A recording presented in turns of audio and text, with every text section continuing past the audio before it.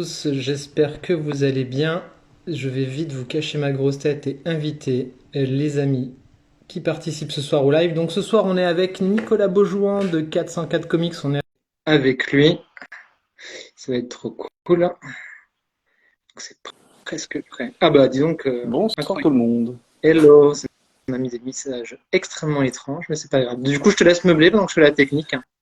Donc bonsoir pour ceux qui nous rejoignent. On va parler de cette petite maison d'édition qu'on apprécie énormément avec le collectif, 404 Comics, avec notre cher Nicolas Beaujean qui ne devrait pas tarder à nous rejoindre et qui nous fait encore le plaisir et l'honneur de répondre à notre appel pour débriefer Angoulême, parler des dernières sorties et des futures sorties. Donc ça va être cool.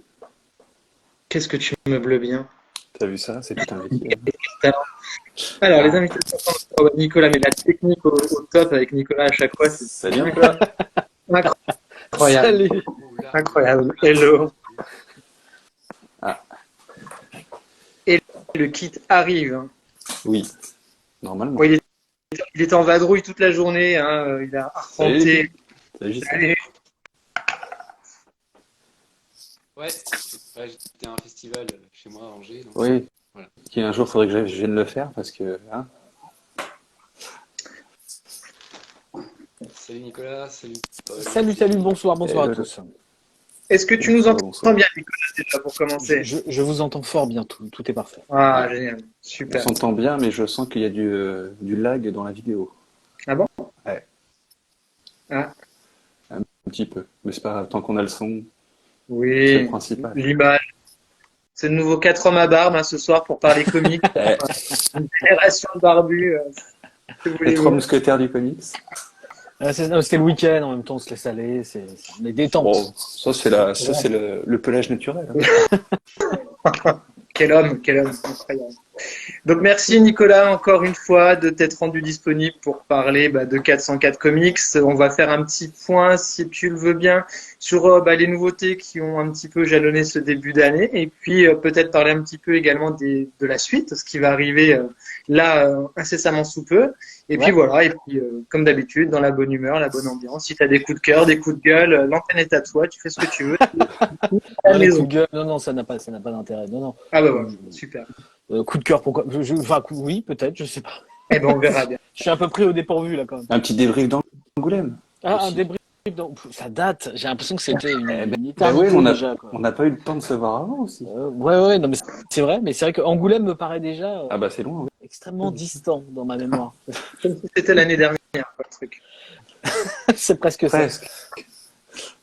Et est-ce que tu participeras, est-ce que 404 Comics participe au Paris Fan Festival qui arrive Non, j'avoue que étant donné que c'était un nouveau festival qu'on a eu l'opportunité de le faire, mais que c'est arrivé un peu sur le tard et c'est pas budgété. Nous, il faut que ce soit budgété pour qu'on puisse y aller. Donc non, mais j'irai moi personnellement le 15. Voilà pour aller voir Jérémy notamment qui s'occupe de la partie comics et de toutes les invitations. Donc je veux voir ce qu'il fait, ce que ça donne et tout. Et puis si tout me semble correct, je pense que ça l'est. Pas de raison que l'année prochaine on y participe. C'est le descendant du feu Comic Con Paris qui avait eu la dernière Ouais, édition. c'est Jérémy qui s'occupait aussi du Comic Con à ce niveau-là. Ouais. Donc oui, il y a l'héritage de Jérémy. On va dire. C'est ça. Dernier Comic Con auquel j'ai participé et que j'ai rencontré pas mal de personnes bien sympathiques également. Et pourtant j'étais là. Ah oui, mais à cette époque-là, on ne se connaissait pas forcément encore. C'est vrai. Non, mais en tout cas, moi j'y serai à ce Paris Fast Festival et puis on verra l'année prochaine. Là pour l'instant, les seuls salons qui sont prévus pour le reste de l'année, c'est Lyon BD en juin et Quai des Bulles une fois encore. Donc c'est même en début. Non, c'est en octobre Quai des Bulles. Ok. Et puis bien sûr Angoulême l'année prochaine. Enfin voilà. Puis après ça repart. Un espèce de cycle du coup. Oui, c'est l'éternel retour. Bon, du coup, alors comment s'est passé ce début d'année pour 404? Parce qu'on a eu 3 belles sorties déjà jusqu'à présent. Ouais. C'est quoi un petit peu ton ressenti sur ces sorties? On va en parler un petit peu. Donc vous avez commencé le début d'année avec ceci. C'est Big Under durant Angoulême. Ouais. C'était l'idée, c'était de les avoir pour faire la sortie. Ouais. Alors moi je sors l'autre. Et le troisième. Attends, voilà. non, mais c'est attends. bien. C'est super préparé, c'est super beau. C'est super organisé. Hein. T'as vu ça un peu le talent? On maîtrise maintenant. On n'a même pas fait de briefing. Non. On a même Bah, pas c'est fait beau, de si c'est talent. naturel, en plus c'est merveilleux. Comme ça ça, qui est bon. on peut reparler du tome 1. C'est On peut vrai, même Dune, faire la c'était comparaison. ouais. Voilà. Donc voilà, ça c'est l'épaisseur du tome 1. Et voilà l'épaisseur du tome 2 de Duns. Mais ce qui équivaut à peu près au même nombre de strips, hein. C'est juste qu'il faut pas acheter au poids non plus. Hein, Ah non, mais il fallait faire rêver les gens. Et c'est toujours aussi bon. C'est même, je trouve que ça vient de meilleur de tome en tome. Donc, Oui. non, c'est Alors, un je suis super d'accord tome. avec toi. Vu qu'on est là-dessus, j'ai trouvé que le tome 2 était encore plus affiné. Hein. J'ai trouvé ça encore. C'est ça, c'est que le premier, on n'est pas sur les premiers strips, mais on est quand même encore au début. Donc, il y a une mécanique qui se met en place pour Jens dedans. Puis à partir de ce tome-là, je trouve que voilà, on commence vraiment à avoir des choses plus denses, des histoires, des strips qui se déroulent quand même, enfin qui sont des strips mais qui se déroulent sur des arcs narratifs, on va dire un peu plus. Donc voilà, je trouve que celui-ci, voilà, on commence à être vraiment dans ce qui fait le sel de Duns aujourd'hui, on va dire. Et du coup, la réception, elle a été comment? Il a eu une bonne inspiration. Mais sur la le- réception des titres est toujours bonne. C'est toujours quelque chose de très agréable pour moi. J'ai pas l'impression qu'on ait un backlash total et absolu sur nos sorties. Donc on a un accueil, on a de la presse, on a des choses qui tombent et tout. Maintenant, on est quand même sur un début d'année qui, globalement, pour le monde de l'édition, est pas foufou, quoi. Donc on s'en sort pas trop mal, mais c'est pas foufou. Ok. Mais c'est pas que nous, hein, c'est vraiment si tu veux, il y a des gaps monstrueux, si tu veux, entre les titres qui marchent et ceux qui marchent pas, quoi. C'est-à-dire qu'on est, le début d'année, voilà, on sentait que les gens, c'est peut-être financièrement, c'est peut-être l'environnement sociopolitique, c'est plein de choses font qui vont sur des valeurs sûres pour eux, quoi. Ouais. Et ça concerne pas que la BD, hein, c'est vraiment tout le secteur de l'édition qui se comporte pas terriblement bien partout. Donc Oui, pour une fois, Donc, c'est pas que le comics. non, mais de toute façon, non, mais c'est encore plus visible quand tu fais de la BD américaine, bien sûr. Mais donc bonne réception. Voilà, les titres sont sortis pendant Angoulême, on a eu du monde, tout était bien. Enfin, tout se passait très bien. Et puis voilà, maintenant c'est le début d'année qui, voilà, on sort les rames et on se bat pour vendre les titres. Quoi. On sort toujours les rames pour vendre les titres quoi qu'il arrive, mais là on sent que voilà, il y a un petit truc qui coince en ce moment, quoi. Tu m'étonnes avec les situations économiques, etc. Voilà, mais je vais pas plomber le début quand même de votre. Non, mais après, ça pourrait aller que mieux, donc c'est bien, on commence par ça, après on va crescendo vers le plaisir. Non, mais c'est important aussi d'avoir ces retours-là, de se dire, bah, effectivement, Bah oui. le contexte social, on en entend tous parler et il est plombant, je pense, pour la majorité d'entre nous. Et effectivement, forcément, on est tous obligés d'arbitrer des choix.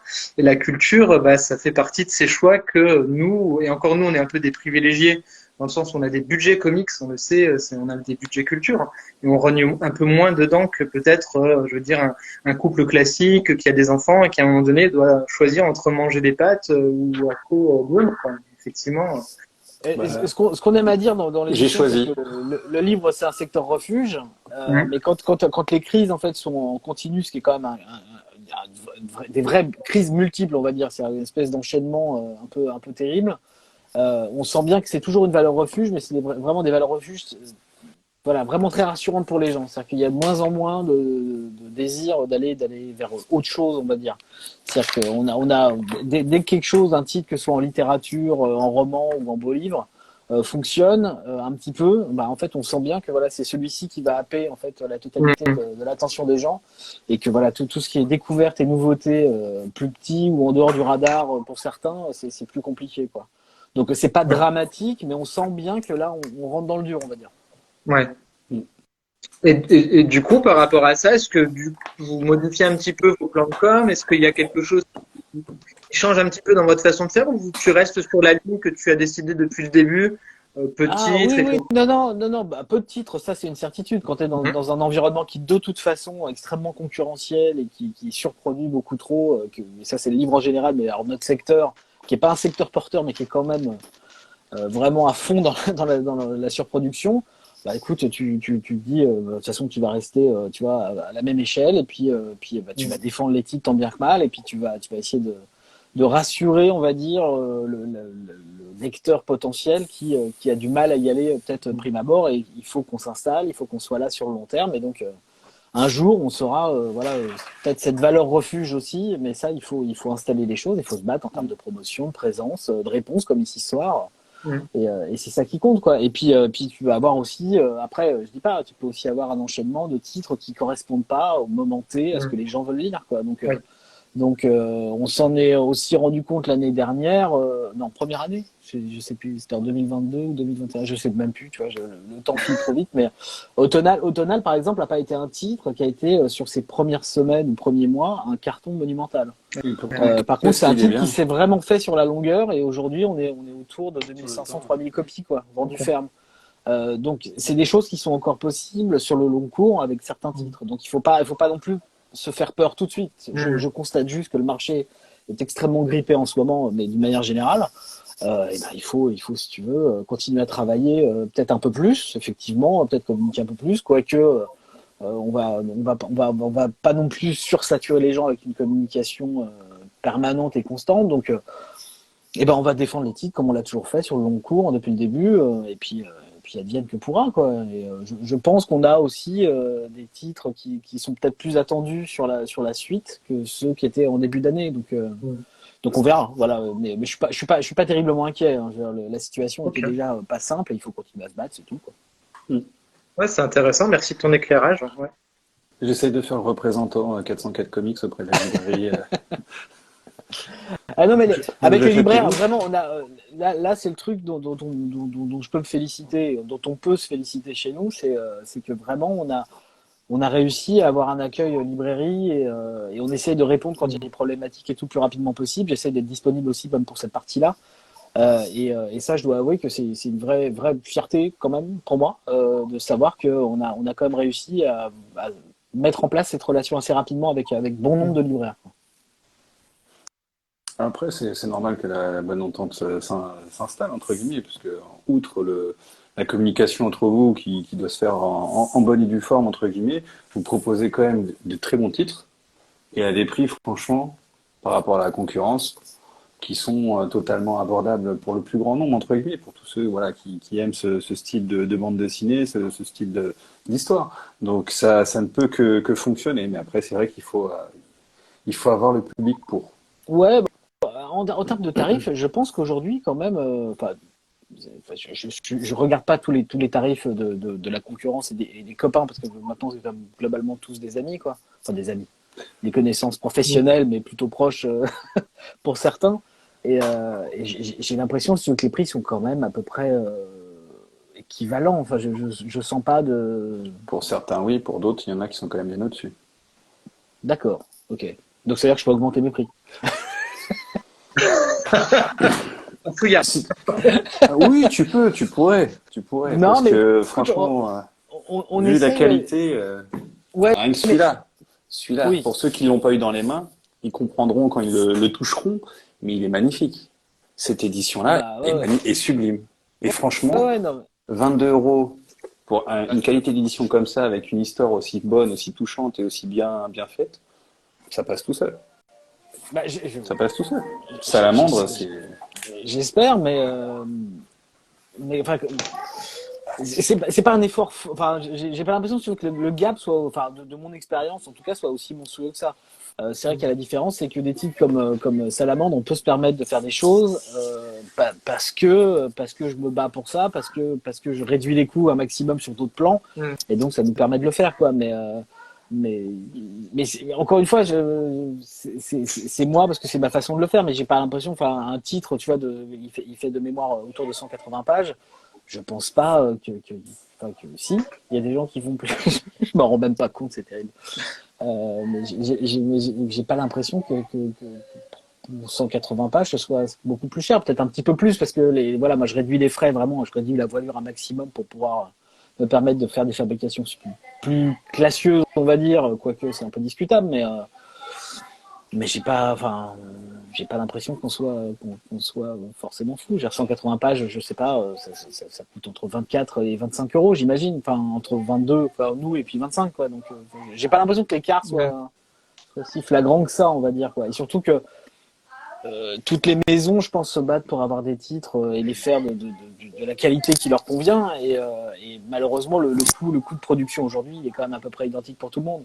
Moi, je peux me permettre de jouer sur les prix parce que voilà, je fais la pré-presse, je fais le lettrage, je fais l'envoi en fabrication, ensuite fab. Donc, ça me permet effectivement de compenser quand même peut-être sur certains postes. Mais bon, on est quand même tous obligés de vendre des livres de plus en plus chers quoi qu'il arrive, quoi. Oui, c'est ce que tu nous expliquais la dernière fois, hein, sur le multicasquette de ta part pour essayer justement de gratter, de réinjecter ça dans l'objet finalement livre pour Oui, avoir quelque chose oui, de plus atypique. mais c'est vrai que si je devais être peut-être 100% rationnel par rapport à ce que tu peux espérer d'un titre en moyenne, effectivement, il faudrait que même Salamandre, si j'étais vraiment pragmatique au dernier degré, il faudrait que Salamandre soit vendu 27-28 euros. Ah ouais, d'accord. Tu vois, à un moment donné, tu peux pas, donc en fait, tu essaies de trouver, tu vois, le juste équilibre entre le coût, l'espoir de vente, enfin, tu vois, tu essayes de. Ouais. Après, Salamandre, c'est aussi justifié par son format, hein, qui est plus grand que le format classique que vous proposiez, que tu proposes habituellement.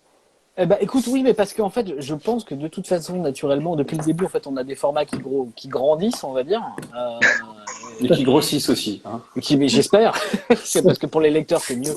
Parce que quand tu prends Everything, tu vois, il est pas mal déjà. Everything faisait 272 pages de mémoire.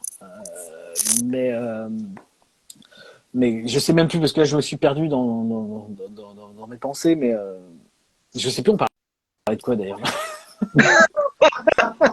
Je suis complètement perdu, c'est la fin du week-end, je suis fatigué. La qualité je perds le fil d'édition que tu proposes. Ouais. De la pagination, de la qualité des bouquins. Ouais. Non, bah, en tout cas, c'est toute l'originalité de la maison d'édition. C'est le fait de justement de chaque titre a un format plus ou moins voilà, différent. On parlait du format de grandir les titres. Et effectivement, on sent bien, en fait, on a commencé avec des formats, on va dire classiques, tels qu'ils étaient édités depuis Big Girls, le premier Dunes, Jonah, était vraiment sur le format tradi, en fait, du comics en France, celui qu'on retrouve partout, chez Delcourt, chez Panini, chez tout le monde, enfin, le petit format standard, en fait, on va dire. Mais en fait, en même temps que nous, on commençait, on sentait bien qu'en fait, il y avait un désir des gens. D'ailleurs, Urban est arrivé et a fait des grands formats. Enfin, Urban Comics a fait Urban pour faire des grands formats. Et en fait, en même temps, moi, j'avais justement aussi ce désir-là. Donc, je me suis dit, tiens, il y a corrélation, il se passe quelque chose, quoi.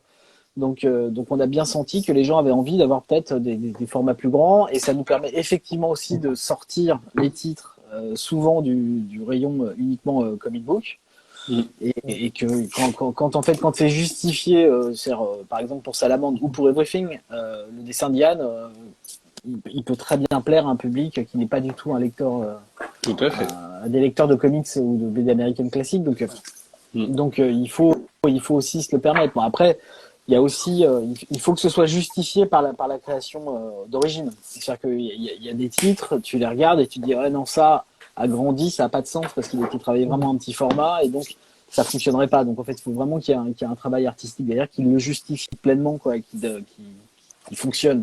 Et ça, tu le vois et tu le décides quand tu as les fichiers définitifs, parce que tu peux aussi avoir des artistes qui produisent en fait le titre avec des formats très petits et d'autres avec maintenant des formats beaucoup plus grands. Donc voilà, tout ça fait que tu fais le choix à ce moment-là. Mais effectivement, on grandit doucement les formats, pas pour tout, mais globalement, il y a quand même ce désir-là d'aller en offrir plus, parce qu'il y a aussi un autre facteur qui rentre en jeu, qui est donc toujours cette augmentation, enfin, des coûts de fabrication, et que c'est plus facile en fait de compenser un prix plus cher avec une augmentation du format, parce qu'en fait l'augmentation du format, toi, te coûte un petit peu moins cher que d'autres éléments. Donc en fait, tu peux plus facilement, si tu veux dire, je sais pas, le livre va faire 32 cm de haut à 19-20 euros. Si tu le laisses au format plus petit au même prix, les gens vont globalement se dire que ça passe moins. Donc il y a toujours ce truc un peu psychologique de toute façon sur la question du prix et de l'objet. Donc tu essaies toujours de trouver la bonne voie pour que les gens trouvent ça cohérent. Parce que sinon, effectivement, un livre aujourd'hui devrait véritablement coûter beaucoup, beaucoup plus cher, quoi. C'est sûr. Et justement, en parlant pour les 3 prochaines sorties, dont on parlera un peu plus en longueur tout à l'heure, ça sera quel style de format? Le format plus classique, format un peu plus agrandi? Alors, par exemple, The Blue Flame sera sur le même format que Everything, que We Live, que voilà ce format intermédiaire en fait, qui n'est pas le petit format, qui n'est pas un format agrandi géant. Parce que je trouve qu'il fonctionnait bien vraiment sur ce format-là. Et ensuite, on a Apparition au ciel de Bernard Est. Lui, c'est un très grand format de 32 cm de haut. Ah, cool. Parce que le dessin, parce que voilà, il a 19 euros, il fait 128 pages, 19 euros, mais voilà, je voulais le grandir parce que voilà, il a un côté voilà graphiquement qui donne envie de se plonger dedans, donc c'était justifié d'aller vers ce grand format. Aussi grand que Salamandre, non, ou plus grand? Ah, plus grand. Vraiment, plus grand.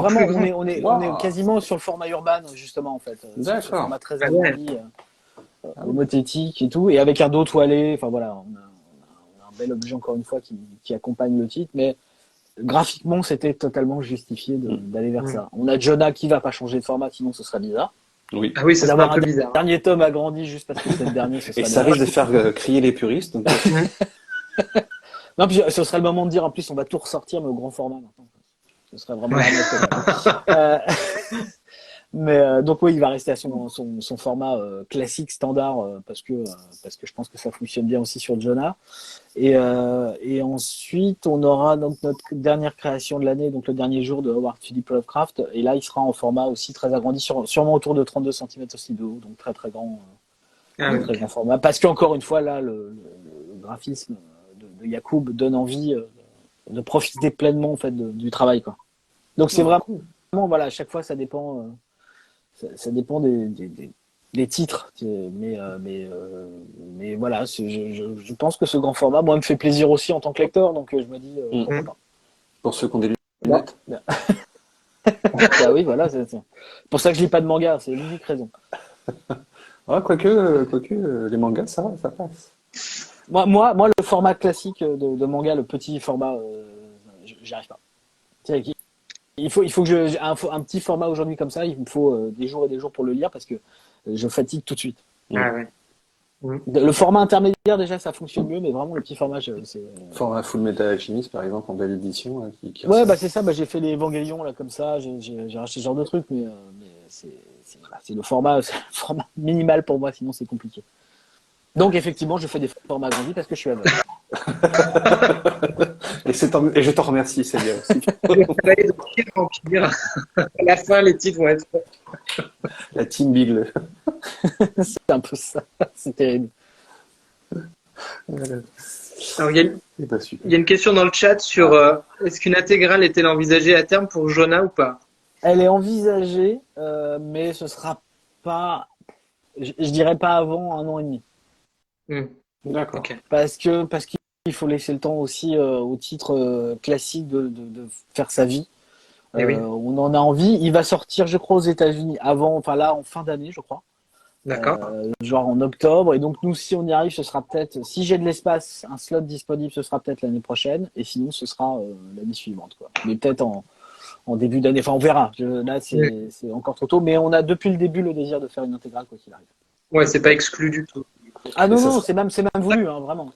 Ça sera sous quelle forme? Ça sera en un seul gros tome, en 3 tomes regroupés? En un seul gros tome? Non, un seul. Pas dans un coffret où il y aura les 3 tomes, etc. Non, parce que là, le problème du coffret, c'est que commercialement, ça devient extrêmement compliqué. C'est-à-dire que tu peux pas mettre, surtout que Jonah fonctionne, mais fonctionne pas non plus du feu de Dieu. Donc ça devient très compliqué à mettre en place. Il faut avoir le bon nombre de coffrets que tu dois faire. Ensuite, essayer de le mettre en vente en magasin si t'as pas un titre intégré dedans, ça n'a aucun sens. Ça peut fonctionner si, par exemple, on avait fait un coffret avec le 3e tome dedans. On aurait pu, si tu veux vendre le 3e tome et un tome avec coffret pour que les gens le réunissent. Mais ça fait des dépenses vraiment fastidieuses. Ce serait vraiment très, très, très, très cher et très, très compliqué, quoi. Actuellement. Ok. Si un jour les prix tout redescendent et que tout se stabilise, ce serait des choses envisageables. Mais actuellement, ce serait très compliqué. Mais en tout cas, voilà, on fera un tome unique.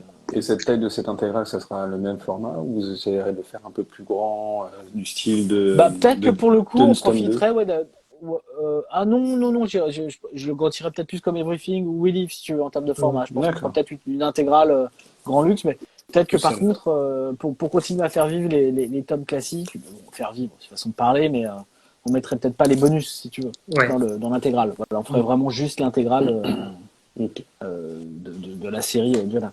Parce que c'est vrai que le premier tome, faut pas oublier de Jonah, il y avait cette couverture un peu particulière avec ce poster à l'intérieur. Ouais, la jaquette poster, ouais. Mais de Ouais. toute façon, le tome 1, il est devenu très compliqué à trouver. On en a plus de stock.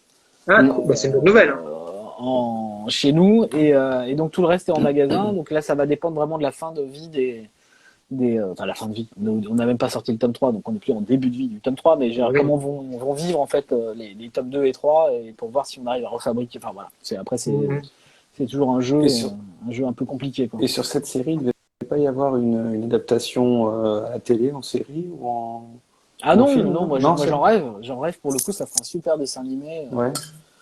Moi, j'avais cru comprendre Mais, qu'il y avait ça, mais c'est peut-être moi qui ai mal compris. Ah non, non, non, non. Ce serait merveilleux. Il y a un désir, je pense, de tout le monde, mais pour l'instant, il n'y a rien d'annoncé. Ouais. Et justement, dans tout ce que tu as déjà sorti, est-ce qu'il y a quelque chose qui s'annonce à la télé, en film, en série, en dessin animé Il y avait potentiellement We Live, mais malheureusement, l'état de la maison mère américaine Aftershock étant délicate, on va dire en ce moment, on a même plus d'informations sur qui, que quoi, que comment. D'accord. Donc on est dans l'attente à ce niveau-là, et puis c'est tout. Je dois avouer des titres qu'on pourrait avoir d'adaptés. Et puis en même temps, c'est pas quelque chose, si tu veux, sachant que c'est pas des choses qui m'intéressent fondamentalement quand je signe un titre ou que j'ai envie de l'éditer, donc c'est pas vers ça que je vais. Même souvent, je suis plutôt inquiet. Ah ouais. Quand un titre est pré-annoncé, tu veux, comme étant pré-coopté pour une adaptation, t'as peur que ça fasse augmenter les tarifs si t'aimes le truc, et souvent on se retrouve face à souvent, là je grossis un peu le trait, mais ça arrive assez régulièrement que les titres qui sont cooptés pour une pré-prod, enfin pour une production tout de suite en télé ou en série télé, enfin en série télé ou au cinéma, soient déjà d'une certaine façon un peu formatés, quoi. C'est-à-dire que tu trouves que dans les titres, voilà, tu comprends pourquoi ça a plu. Alors tu sais pas qui a fait comment, s'il y avait un désir scénaristique ou de construction du récit qui était tourné naturellement vers le petit et le grand écran, mais souvent ça arrive, voilà, qu'on se retrouve avec des produits, on se dit bah oui, effectivement, ce que je suis en train de lire, c'est une série télé. Mais c'est pas, mais ça a pas la mécanique narrative qu'on pourrait apprécier particulièrement dans la BD américaine, quoi. Donc Ouais, ok. Après, tu as deux résultats aussi. Tu peux avoir Invincible chez Delcourt qui a été très bien adapté sur Amazon, et après Sweet Tooth de chez Urban qui a été adapté n'importe comment sur Netflix, quoi.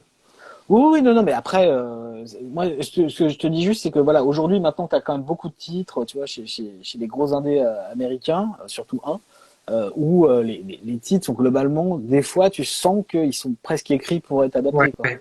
Mm. Ouais. Tu sens une mécanique, si tu veux, narrative qui est vraiment très proche de ce qu'on peut retrouver en série télé ou au cinéma aujourd'hui. Donc voilà, ça c'est pas quelque chose qui m'attire particulièrement. Donc je fais attention à ça. C'est-à-dire quand on me dit c'est déjà signé, ça va sortir, tu vas un peu genre tu fais oula, attends, on va faire attention parce que ça peut coûter vraiment beaucoup plus cher pour pas grand-chose, parce qu'aujourd'hui ça peut être signé mais ça veut pas dire que ça va sortir, et puis en plus même si ça sort, tu sais pas dans quelle forme. Donc effectivement, il y a plein de gens qui ont eu des mauvaises surprises. Moi, j'ai pas regardé Sweet Tooth, hein, j'avoue, c'est pas du tout, j'avais pas de désir de voir ça à la télé. Non, bah, ça n'a aucun intérêt. Il y a beaucoup d'enfants qui ont regardé Sweet Tooth sur Netflix parce que ça a été très édulcoré, etc., qui sont allés en librairie en disant à leur papa, je veux acheter Sweet Tooth. Non, non, non, non, on va pas te donner Sweet Tooth, non, c'est pas possible. Quand tu connais l'histoire, tu fais non, non, non, non, ton gamin il a 7 ans. Non, on va pas le traumatiser à vie quand même. Hein. D'accord, moi je savais pas, mais j'avoue que je regarde très peu les adaptations. Ou alors quand je regarde juste un bout pour voir à quoi ça ressemble, juste par intérêt, voilà, d'être au courant, par l'intérêt d'être au courant, mais l'adaptation, enfin c'est pas un sujet qui m'intéresse. Que ce soit une BD ou un roman, ou les mélanges médias, je trouve que chaque objet a sa forme narrative spécifique qui me convient souvent, surtout si en plus tu as apprécié l'œuvre. C'est toujours très compliqué d'être vraiment complètement transporté par quelque chose qui change de média. De médium, pardon, pas de médium. Ok. Donc on a parlé de Dunes, mais par contre on n'a pas beaucoup parlé de celui-ci qui est votre deuxième création originale, donc. Ouais, deuxième, et j'espère pas. Bah, on aura une troisième en fin d'année, mais ouais, c'est. Après Mundus. Ouais, et Mundus, là, on est en train d'essayer de travailler sur le tome 2. Ah, très bonne nouvelle, ça. D'ailleurs, Tu peux nous dire quelques mots sur Il y a- Under un petit peu Ah, sur le projet Ouais, bah, j'en avais déjà parlé, je pense, la dernière fois, j'imagine. Ouais, l'idée, c'était de faire un Breakfast Club un peu remis, enfin, une espèce de film de John Hughes remis à jour aujourd'hui, qui rencontre un peu du Mignola dans le Paris d'aujourd'hui, avec une bande de jeunes, voilà, très d'aujourd'hui, très frontal. Niveau dialogue, oui, c'est très d'aujourd'hui, ouais. Ouais, mais c'était l'idée. Il y a des gens quoi, qui n'aiment pas du tout. Ça peut rebuter, oui, c'est Ouais. sûr. Mais Moi, j'ai ça me fait mourir de rire. Mais Moi aussi. c'est- en plus, on l'a testé sur nos ados. Hein. Ouais. On n'a pas été, on n'a pas, et on a eu l'accord. Donc, ça a fait rire et donc voilà. Donc c'est le premier tome d'une série en deux qui amène voilà ce groupe de gens à la recherche d'ados, à la recherche d'une copine qui a disparu, en tout cas qui a disparu, qui ne revient pas à l'école pour l'instant. Qui va les emmener voilà vers de mystère en mystère, on va dire, et vers choses bizarres. Et l'origine date sous Louis XVI. Alors je me rappelle plus précisément. C'est Louis XVI, hein, je crois, la première. première case, si je dis pas de bêtises. Ah non, mais Où il se passe un événement particulier. J'avoue que là en fait entre la Ouais, production d'un titre et sa sortie après je suis perdu, mais je sais que c'est Ouais, c'est 1700. 1774, Ouais, donc ouais, ça doit être Louis Ouais, XVI. Ouais. c'est ça, ouais. Et oui, c'est l'idée en fait de la récit, enfin la partie mystérieuse, c'est de partir de l'idée que le bassin parisien n'est pas qu'un bassin pour la forme. Mm. Voilà. Et qui va receler plein d'autres choses. Et que Paris a été construit sur ce bassin et que donc forcément des choses peuvent être en sommeil sous Paris. Et peut-être que Paris est juste là pour protéger en fait d'une certaine façon ce mystère. J'ai trouvé sympa la mécanique de groupe qui fonctionne super bien. Il y a un petit côté Scooby-Doo aussi. Il y a un petit côté qui est super rafraîchissant. C'était l'idée. On voulait faire vraiment quelque chose d'ado, mais qui parle aussi aux ados d'aujourd'hui. C'était aussi pour leur rendre hommage, hein, parce qu'on se fout souvent de la jeunesse d'aujourd'hui à cause justement d'une forme de langage ou de ce qu'on pourrait. Scooby-Doo wesh. Ouais. Bah ouais, mais t'as envie de dire chaque génération a ses codes et tout à fait. respectons-les. On avait le Verlan. Ouais, voilà. Et donc l'idée c'est cette jeunesse de toute façon est le futur. Donc célébrons-la quoi. Ouais, t'avais quelque chose à dire, je crois. Pardon. Ouais. Ce que je trouvais, c'est qu'il y avait un certain point commun avec une précédente production où là c'est un groupe de jeunes, mais c'est plus au début des années 90. Ouais. Ouais, donc c'est une bande de copains pareil, mais là on retrouve un peu plus ce qu'on a connu nous. Hein, là, en fait, c'est ça qui est drôle, c'est que d'un côté, j'avais Laurent qui avait Moudous, qui lui voulait écrire en fait sur la jeunesse que lui a connue, en fait pour avoir des codes qui lui semblaient cohérents, alors que Virgile de l'autre côté, lui voulait absolument parler de la jeunesse d'aujourd'hui. C'est ça qui l'intéressait. C'était vraiment de rentrer donc. C'était rigolo d'avoir ces deux titres qui soient un peu des miroirs en fait l'un de l'autre. Ouais. Mais voilà, c'est toujours cette idée que c'était intéressant. Ouais, Mais t'as envie quand même en tout cas on avait envie de faire des titres qui aillent en direction des plus jeunes. C'est pas des plus jeunes parce qu'on n'est pas en train de parler d'enfants de 5-6 ans, mais qui parlent à une jeunesse, une adolescence d'aujourd'hui et de lui dire on comprend pas forcément quand tu parles, c'est pas grave. mais on t'aime parce qu'on a été toi, voilà aussi. Donc, et on te propose une histoire mystérieuse qui se passe avec un côté historique, ambiance un peu horrifique, qui va te plaire. Tu vas t'y retrouver. C'est l'idée, ouais. L'idée, c'est de dire, votre quotidien peut être une aventure. Ouais. Faut que je le teste sur là, mon fils. on est pleinement dans l'introduction.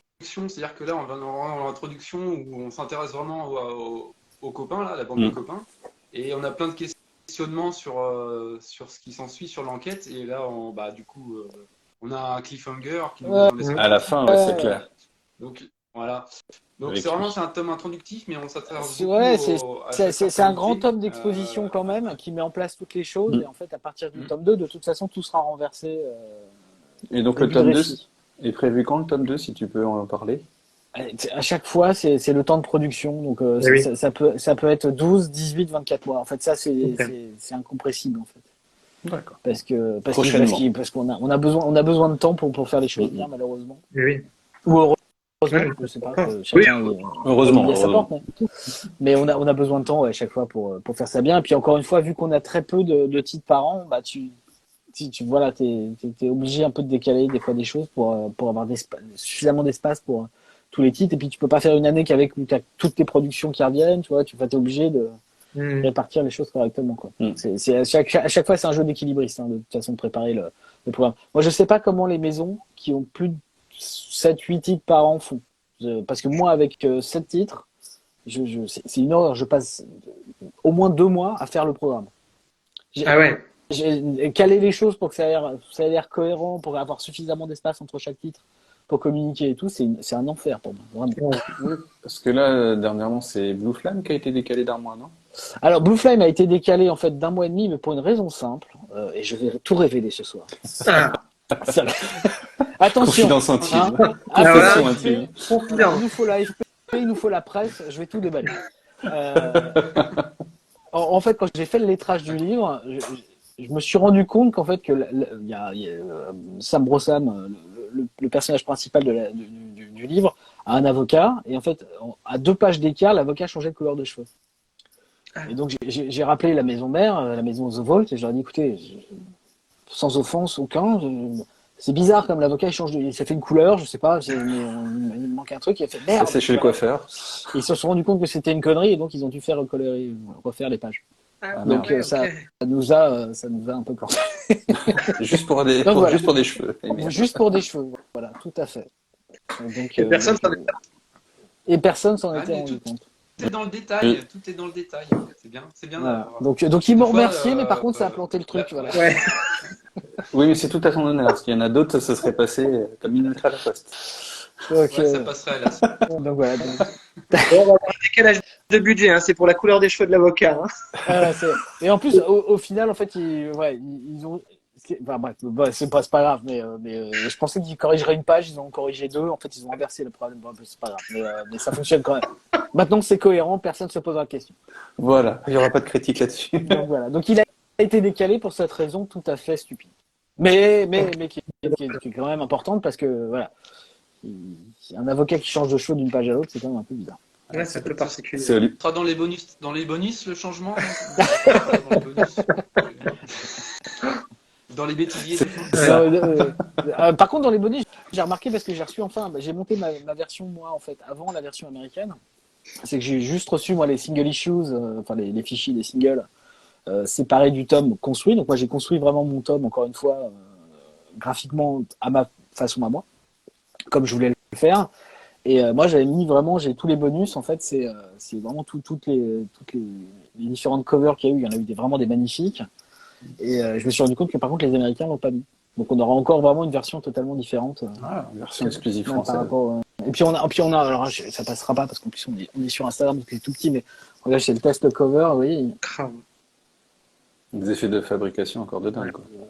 C'est la première fois que je fais ça. C'est un col foil, c'est très particulier, mais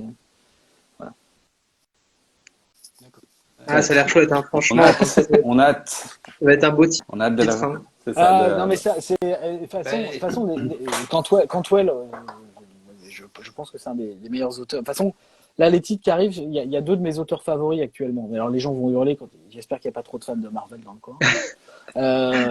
C'est parce que grave. parce que bon, Christopher, moi, je suis pas. Il y a des choses que j'ai aimées de ce qu'il a fait chez Marvel, mais je suis pas fan de tout. Ou en tout cas, c'est pas ce qui m'intéresse le plus chez lui. Mais voilà, je trouve que c'est un auteur fabuleux quand il est en indépendant. D'ailleurs, Urban s'en est rendu compte. Hein, donc François nous fera la suite aussi de certains de ses titres. Mais par contre, on a aussi Loveness et Loveness qui a fait Ant-Man 3, qui n'a pas plu a priori à tout qui que ce soit. Encore je vu. sais pas. Mais moi non plus. Hein, et puis je suis pas non plus super pressé de le voir. Mais Non, gardez votre argent et votre temps. mais Loveness pour moi en BD, c'est un des meilleurs auteurs que j'ai eu ces 10 dernières années, au même niveau pour moi que Cantwell. Donc voilà, il arrivera avec Apparition dans le ciel de Berlin-Est. Moi, c'est 2 auteurs que je suis super fier de publier cette année, quoi. Enfin, republier Cantwell et publier pour la première fois Loveness, c'est un vrai plaisir parce que voilà, il y a d'autres titres de Loveness que je voudrais faire. J'espère que celui-là va suffisamment marcher pour que on puisse continuer. Cool. On Il y aura l'espère aussi. il y aura un teaser comme il y a eu pour Blue Flame aussi, pour le Oh, prochain, oui, tout à fait. celui qui sortira. Ouais. Ouais, parce que le teaser était vraiment super. Ah ouais. Puis en plus dans Blue Flame, c'est un peu, on a eu l'expérience We Live, sauf que là c'est complètement différent pour Blue Flame. Il y a aussi une bande son Oui. pour écouter le titre. Ok. C'est du piano, donc c'est complètement différent. C'est vraiment du piano, c'est sans chansons, c'est vraiment des pièces d'ambiance en fait qu'on peut mettre comme ça quand on lit le titre et c'est super aussi, quoi. Sympa. Mais on aura aussi un teaser. On a eu un teaser pour The Blue Flame, on a un teaser pour Apparition, on en aura un pour Jonah, et il y en aura ensuite aussi pour Dernier jour de Howard Philip Lovecraft. Je l'ai fait aussi, et à chaque fois ça me prend pas non plus un temps fou, donc Ah, c'est toi qui fais ça en plus? oui. Multicasquette. C'est sympa, ouais. Nicolas Beaujoin, multipasse. Ouais, et je fais le ménage quand je parle le soir. Orchestre. C'est ça. J'ouvre, je ferme, je fais tout. La plomberie, Non, mais c'est moi encore aussi. une fois, si tu veux, enfin, moi, c'est naturel pour moi de le faire. Ok. Parce que voilà, ça permet d'économiser. Si je suis en capacité de le faire en termes de temps, autant le faire, quoi. Est-ce que tu nous vois une playlist de Noël? Mais ma playlist, parce qu'il y a une question que je vois apparaître, et du coup, est-ce que tu prépares une nouvelle version de la playlist de Noël? Ouais. Ma playlist de Noël est remise à jour avec des nouveaux morceaux tous les ans, mais elle reste, la base reste la même. Je ne vais pas en faire une. Mais par contre, j'en rajoute tous les ans. Et je veux savoir, c'est que cette playlist de Noël est celle que j'écoute aussi chez moi. Ah oui, C'est pas juste pour le fun. c'est pour de vrai, quoi. Ouais, c'est pour de vrai. Pardon, c'était une aparté, parce que Maria cette Carey, question ça. était fondamentale. Tout à fait. Il y en avait une autre aussi sur les créations originales. Ouais. Est-ce que tu trouves d'abord l'auteur avant l'histoire ou est-ce que tu sélectionnes déjà des comics qui sont entre guillemets prêts? Il n'y a pas de règle. Il n'y a pas de règle. Il n'y a pas de règle. Par exemple, Big Under, c'était Virgile qui avait le pitch. Et donc, on a travaillé avec Alex, avec qui je voulais travailler. Ensuite, pour Mundus, j'avais découvert le travail d'Oriol. Et je voulais absolument travailler avec lui. Donc, en fait, on a parlé avec Laurent pour que les choses se mettent en place. Et en fait, c'est né vraiment, Mundus est né de cette rencontre. Et par contre, pour le dernier jour de Philip Lovecraft qui arrive, là j'ai reçu en fait le texte intégral en fait de Romuald et je l'ai rappelé en 15 minutes et après on a trouvé le dessinateur et donc voilà et là on va signer un projet qui nous arrivait par contre totalement clairement. Donc C'est vraiment qui il y a le dessinateur? C'est Pardon qui le dessinateur?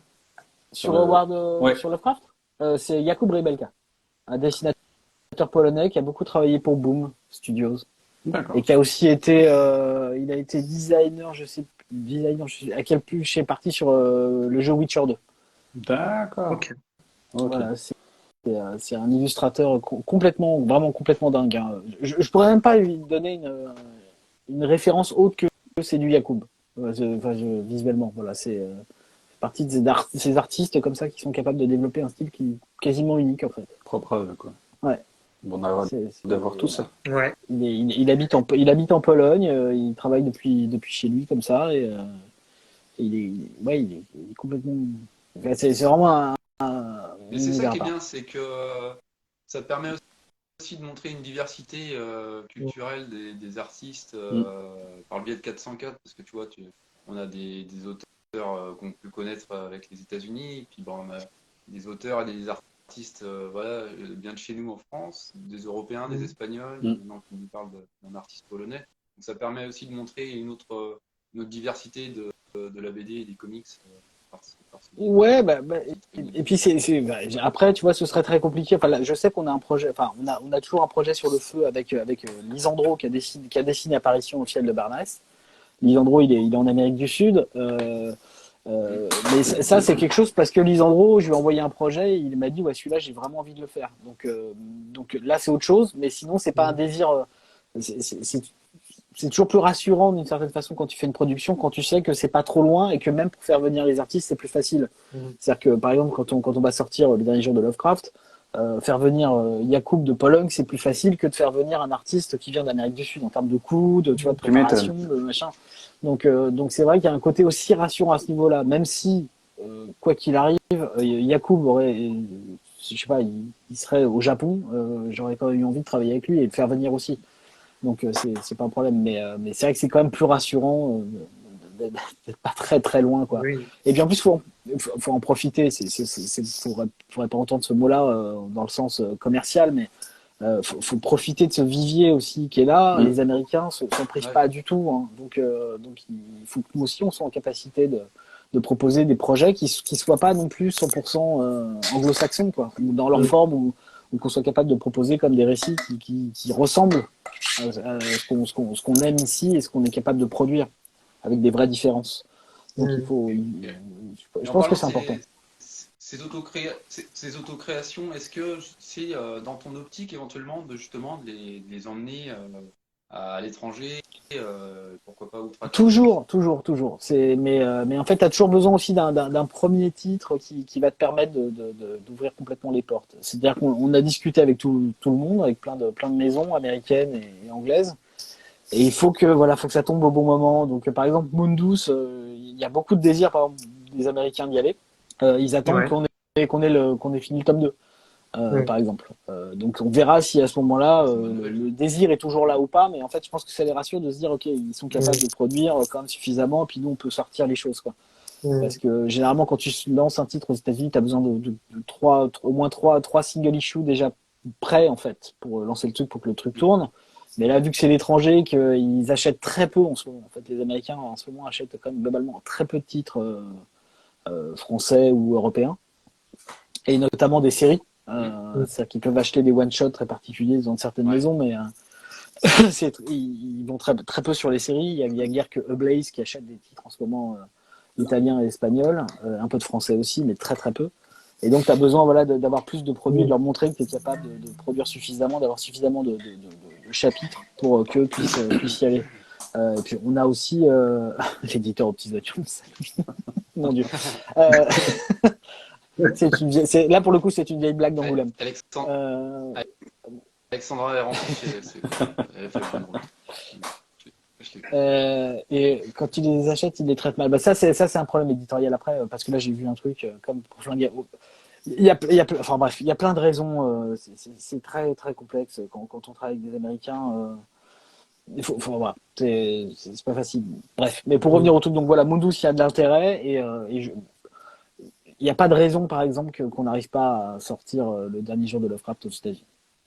Ok. Voilà. Ce serait de bonnes nouvelles. Et puis moi, je pense que Mundus, c'est les thèmes abordés dans Mundus, colleraient. Ouais. Non, mais après, il faut vraiment que ça tombe au bon moment, parce qu'encore une fois, un titre comme ça, qui est pour le coup une vraie série, avec vraiment des chapitres, donc il faut sortir en single issue aux États-Unis, ils le font quasiment pas. C'est-à-dire que si tu prends Image, je le fais quasiment pas, Dark Horse le fait quasiment pas. C'est vraiment, ça se compte sur les doigts d'une main, quoi. Aujourd'hui, en tout cas dans les 10 dernières années, on va dire, des formats sortis comme ça. Et là, en ce moment, vu qu'il y a quand même une récession quand même globale sur la planète, ils y vont à reculons, quoi. Donc ça prend du temps, il faut arriver au bon moment, et que les choses soient prêtes, quoi. C'est-à-dire qu'il faut arriver clé en main, le truc est fini, emballé, et puis il n'y a plus qu'à le faire. Ok. C'est sûr. Ok. Non, mais c'est déjà une bonne nouvelle si c'est en. On discute, mais on discute. De toute façon, sous Matus, moi j'étais comme tout le monde, hein. J'ai croisé pas mal de monde à Bologne, en Italie. On rencontre tous les vendeurs de droits et les acheteurs aussi. Donc on y est tous, on discute, mais voilà, c'est à long cours. Et puis on est très jeune comme maison, donc ils ne nous connaissent pas sur ce plan-là complètement. Donc ça prend du temps aussi de rassurer, de montrer, voilà, encore une fois, qu'on est capable de produire sur la totalité d'un récit, quoi. Je crois que c'est Mutafekaz aussi chez Label 619 qui s'est fait acheter des droits aux États-Unis, si je dis pas de bêtises. La série. Chez Behemoth de mémoire. Je sais plus l'éditeur, mais je crois que oui, c'est une des séries françaises qui est partie se diffuser outre-Atlantique. Ouais. mais ouais, ça arrive. Mais là, Behemoth, c'est pareil, c'est une maison. Je pense que ça va être un beau succès pour Behemoth aux États-Unis. Ok. Parce que c'est pas une grosse maison. C'est une belle maison, mais elle n'est pas au niveau des gros indés américains, quoi. Alors, Alexandra a dit elle a fait une conf ce week-end où elle a parlé de 404 comics et je suis témoin, je peux le dire. Elle a Toi, vanté les mérites des éditeurs Voilà. indépendants et donc elle a parlé de 404 à Angers. Super, bah, je lui envoie son chèque Angers, demain. Tu peux lui dire.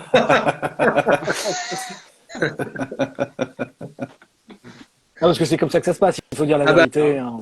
il faut être transparent. De toute façon, ce soir, j'ai payé une fortune pour être invité. J'avais vu passer un truc sur Twitter comme quoi tu as arrosé le marché des comics de toute façon en France, hein, que tu étais de. Oui, Tout à fait. écoute, je sais pas pourquoi, d'un seul coup, notre maison est devenue identifiée comme celle La qui jalousie. arrose. Et, non, mais j'ai pas jalousie. En plus, c'est pas de la part d'éditeur. La jalousie d'un éditeur, je pourrais la comprendre. Si un titre marche mieux que le sien, c'est pas, j'ai pas Et envie encore. qu'on s'engueule, mais je pourrais la comprendre. Il y aura mais par contre, Non, mais la jalousie, parce qu'il Non, a mais- pas reçu le bouquin, c'est tout. mais non, parce que c'est même pas des gens qui font des blogs ou des sites ou des vidéos, si tu veux. Mais c'est vraiment des gens qui, ne vont pas lire ton livre, souvent. C'est-à-dire qu'en fait, dans l'absolu, de base, ils s'en foutent, ils voulaient pas l'acheter, mais qui sont traumatisés de voir qu'on parle de ton livre, tu vois, sur 2-3 trucs où ils vont. Et là, tu fais, bah, je suis vraiment navré. Et on arrose, bah, je sais pas, c'est minable, hein, si on arrose. Hein. Oui, et puis c'est genre, tu aurais un marketing enfin, et la communication. Enfin, c'était assez, je trouve. Bah, je vois pas comment faire, à part si ces personnes sont capables de m'offrir la solution qui est je veux faire connaître mes livres sans qu'on en parle. Moi, La magie. je serai le premier, le plus heureux des hommes. C'est-à-dire que je ne fais plus rien, je balance des livres en magasin et ils marchent. Et ils se vendent tout seuls. Voilà. Ça se vend comme des petits pains. Alors peut-être qu'en 89 jusqu'en 93 ça marchait, mais là pour l'instant non, j'ai besoin de gens qui en parlent et donc j'envoie des livres et pas à tout le monde. Ah oui. On sélectionne quand même, on est obligé. Mais c'est moins de 100 livres qu'on envoie quoi. Mais je vois même pas comment faire autrement aujourd'hui quoi. Et la majorité des maisons d'édition font ça, et ils sélectionnent, et ils ont un nombre. Bah, surtout que je remarque une chose, c'est que quand on a commencé il y a 2 ans, bah, moi j'ai tout de suite fait ça parce que c'était quelque chose de normal. J'avais l'impression que si tu veux que d'autres maisons le faisaient pas suffisamment, et que maintenant voilà tout le monde le fait suffisamment quoi. Donc c'est bien. Enfin voilà, il y a pas que moi qui arrose maintenant, c'est tout. Et donc je suis devenu le grand mania des arroseurs de livres. C'est ça. Je balance comme ça et même quand je vais faire mes courses, je balance des livres. Lisez 440. Voilà, je vois la boulangère, je lui balance à la gueule. Baguette.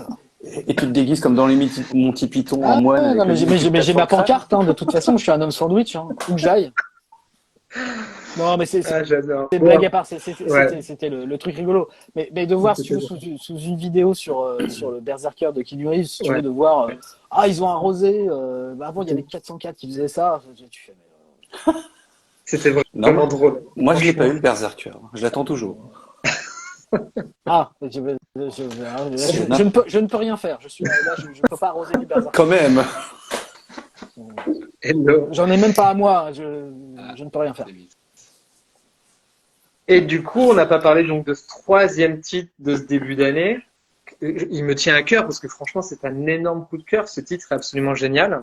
Donc, lisez Salamandre. Franchement, c'est. Oui. Ok, oui.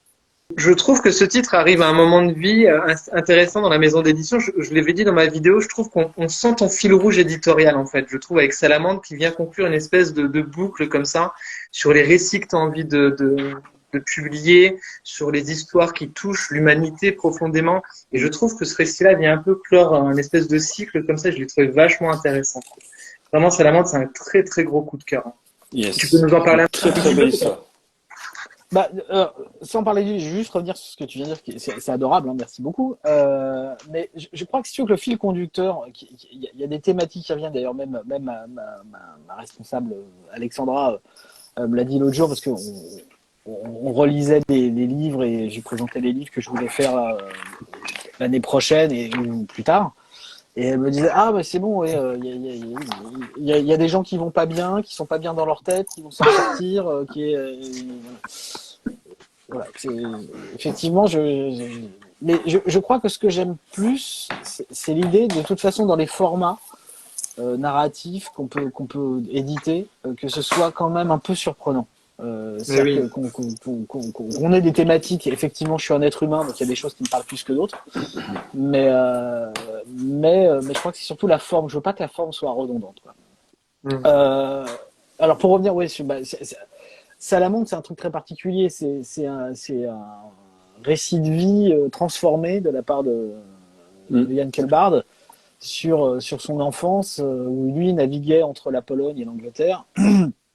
Et comment est-ce qu'il a transformé cette navigation qu'il y avait entre la Pologne complètement fermée et puis l'Angleterre totalement libre. Voilà, c'est son sentiment et sur la perte d'un être cher. Pour le coup, en plus, ce qui est drôle, c'est pas drôle.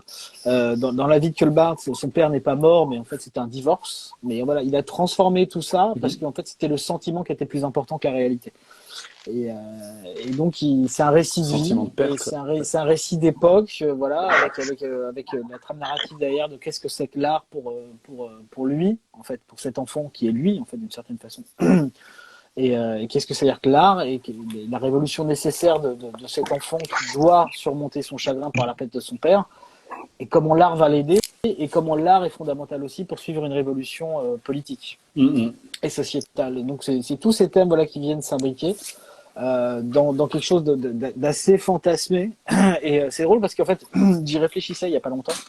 Ça me fait beaucoup penser à une phrase d'Ursula K. Le Guin dans une de ses conférences qui sont réunies dans le livre qui s'appelle Le langage de la nuit.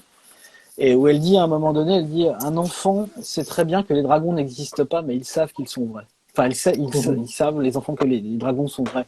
Et je crois que c'est à peu près ça, ce récit. C'est-à-dire de dire, tout ça est faux, on le sait très bien, mais par contre, le sentiment est vrai. Et même pour l'enfant, en fait, la façon dont il va, d'une certaine façon, retrouver son père sur la fin, lui-même sait que c'est faux.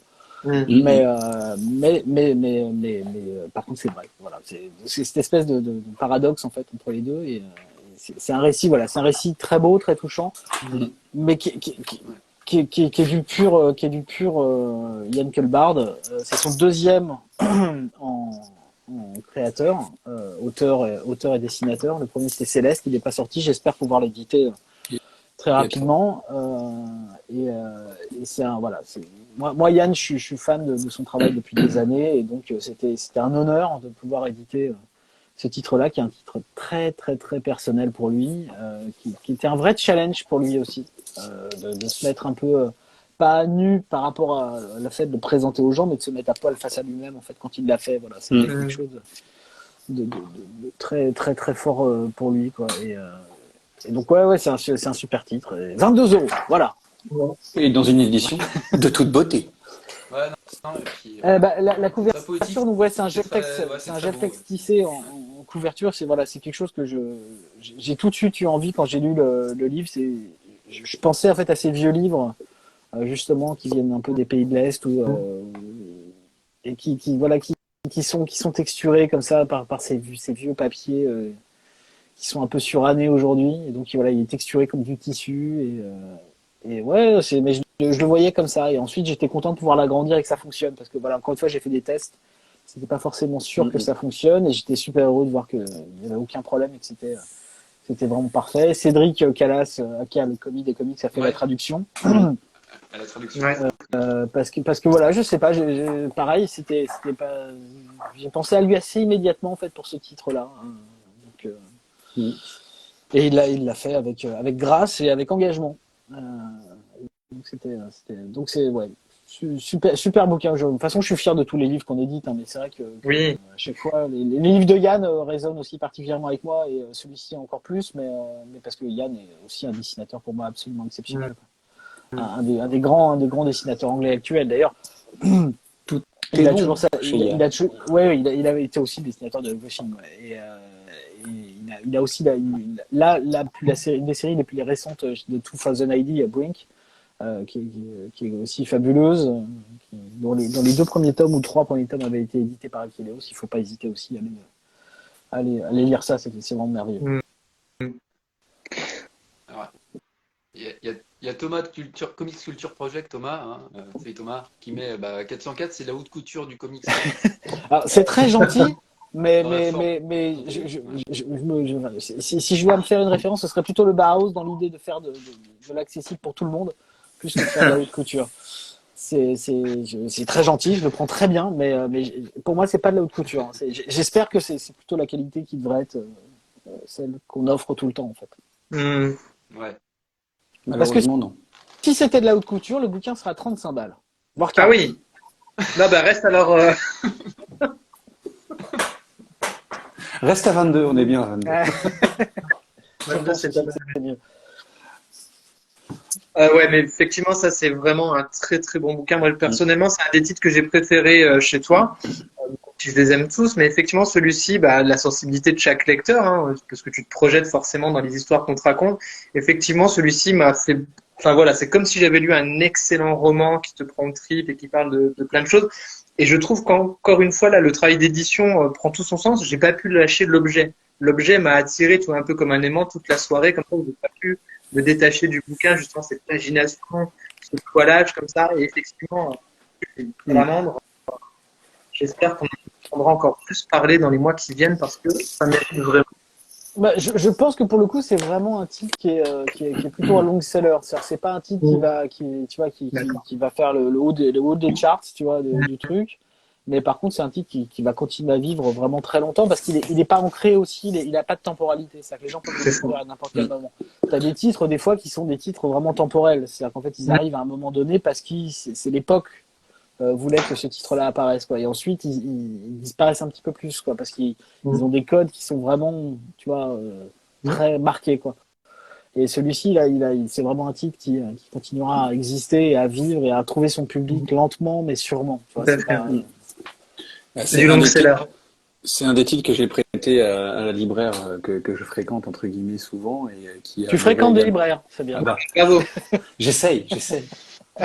Mais voilà, donc tu vois, j'avais prêté Big Under et celui-là, et en fait, Big Under, ils ont trouvé ça entre guillemets pas trop jeunesse, mais c'était pas trop leur centre d'intérêt pour eux. Mais Salamandre, ça a été un vrai carton, quoi. Ils ont adoré ça, donc. Ouais, en fait, voilà. je pense que c'est un titre où je pensais naturellement, en fait, si tu veux, que le lectorat, parce qu'on a très bien vendu Everything, que le lectorat allait naturellement se diriger vers Salamandre et pas du tout. Et donc, il faut refaire tout ce travail, en fait, de donner aux gens l'envie d'aller se jeter dedans. Ils ont vendu Everything, justement. Ouais, mais c'est vrai que le lectorat, en fait, il n'y a pas de circulation aussi évidente que j'aurais pu le penser de prime abord, quoi. C'est-à-dire que tu sens qu'il y a à chaque fois un travail de représentation et de remise en avant du titre qui est absolument nécessaire, quoi.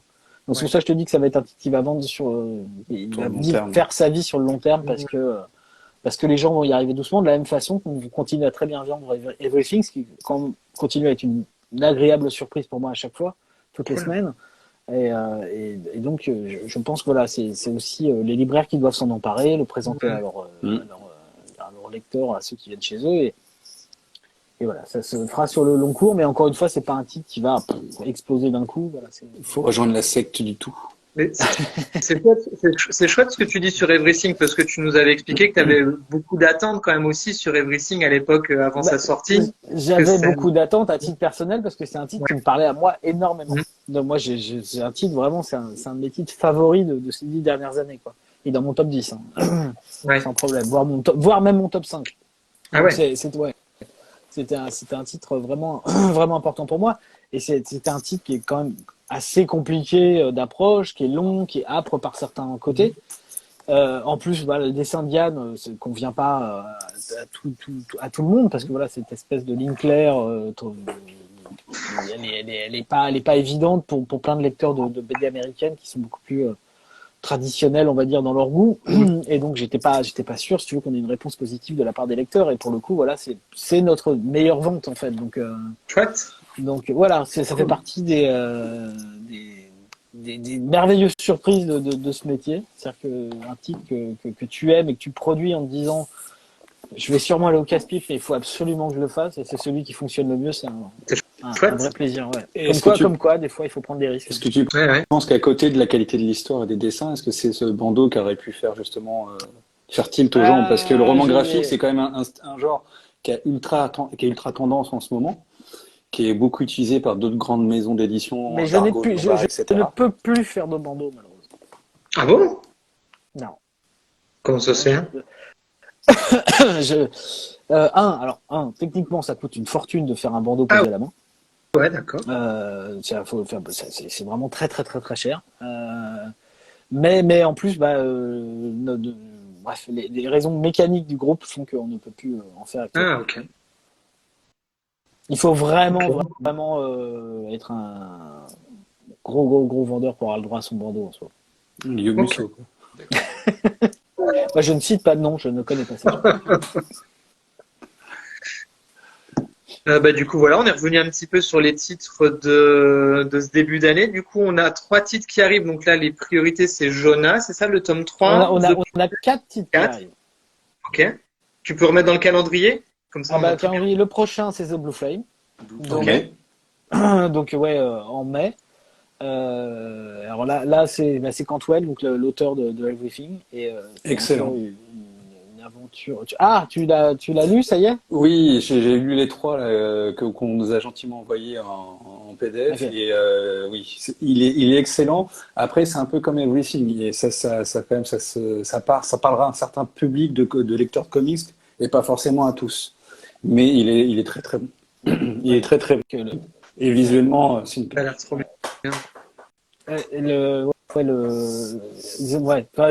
C'est un titre, je sais même pas vraiment comment le pitcher. À chaque fois, c'est un enfer. On suit l'histoire de Sam Rossam, en fait, qui est un réparateur de chaudières et qui le soir, en fait, fait partie d'un groupe de vigilantes, de real life super-héros à Milwaukee. Et à la fin du premier chapitre, en fait, un drame survient. Il va se retrouver dans un lit d'hôpital, mais en même temps, en parallèle, depuis le début de l'histoire, on suit son personnage, mais dans l'espace. C'est ça.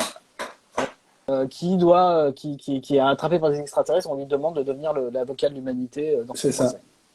Et donc, tu suis d'un côté dans l'espace, en fait, ce procès intersidéral sur l'humanité mérite-t-elle de survivre. Et l'histoire d'un homme qui vient de vivre un drame absolu, qui est pas en fauteuil roulant, mais qui est en canne, qui est complètement handicapé, qui a pris très très cher, qui se retrouve à devoir habiter avec sa sœur, qui est enceinte, qui elle est en couple avec un immigrant, qui est sans papier. Donc voilà, donc on suit toute les problématiques de l'Amérique d'aujourd'hui, de la violence la plus simple à la plus complexe. Voilà. Et c'est très très bon. Ouais. Moi, je sais que quand j'avais lu le premier chapitre, le premier single issue, quand t'as la fin du truc, c'est traumatisant. Voilà. Et en plus, ça résonne à chaque fois, c'est-à-dire que c'est un truc qui revient tellement souvent aux États-Unis que tu fais ah ouais, ok. C'est voilà. clair. Donc c'est un très très très très beau titre. Et donc Blue Flame, tu nous as dit tout à l'heure, ça serait dans le même taille qu'Everything ou... c'est le même format, ouais. C'est ça. C'est le même format. Sauf que lui, il va briller. Voilà, il brille. Il va briller dans la nuit. Donc voilà, ce sera ce format-là. Et celui-là, ouais, c'est un titre qui est complexe comme Everything, mais qui est quand même aussi... Même s'il est complexe, il est quand même beaucoup plus simple techniquement que Everything. On a quand même une linéarité en fait de l'histoire. Sauf que tu as 2 parallèles qui sont le même personnage mais d'un seul coup dans l'espace et sur Terre. Et donc, mais en fait tout est relié, en fait tout se relie. C'est ça, c'est cette jointure là qu'il faut bien comprendre pour apprécier pleinement le. Mais voilà, moi qui suis pas un vrai lecteur de super-héros, en tout cas pas depuis au moins 20 ou 30 ans.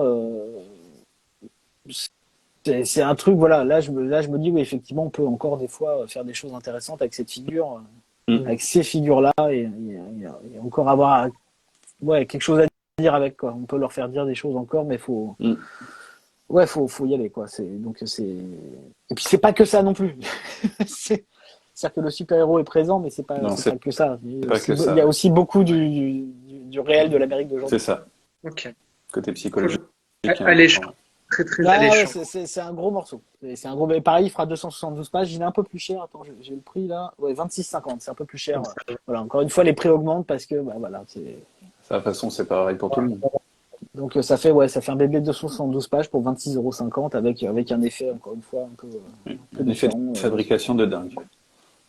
Ouais, c'est la première fois que je fais ça de ma vie. Celui-ci particulièrement, parce que c'est pas un fer, c'est pas un Pantone métallisé, c'est un vrai foil. C'est-à-dire que c'est une vraie découpe de papier très Oui, particulière.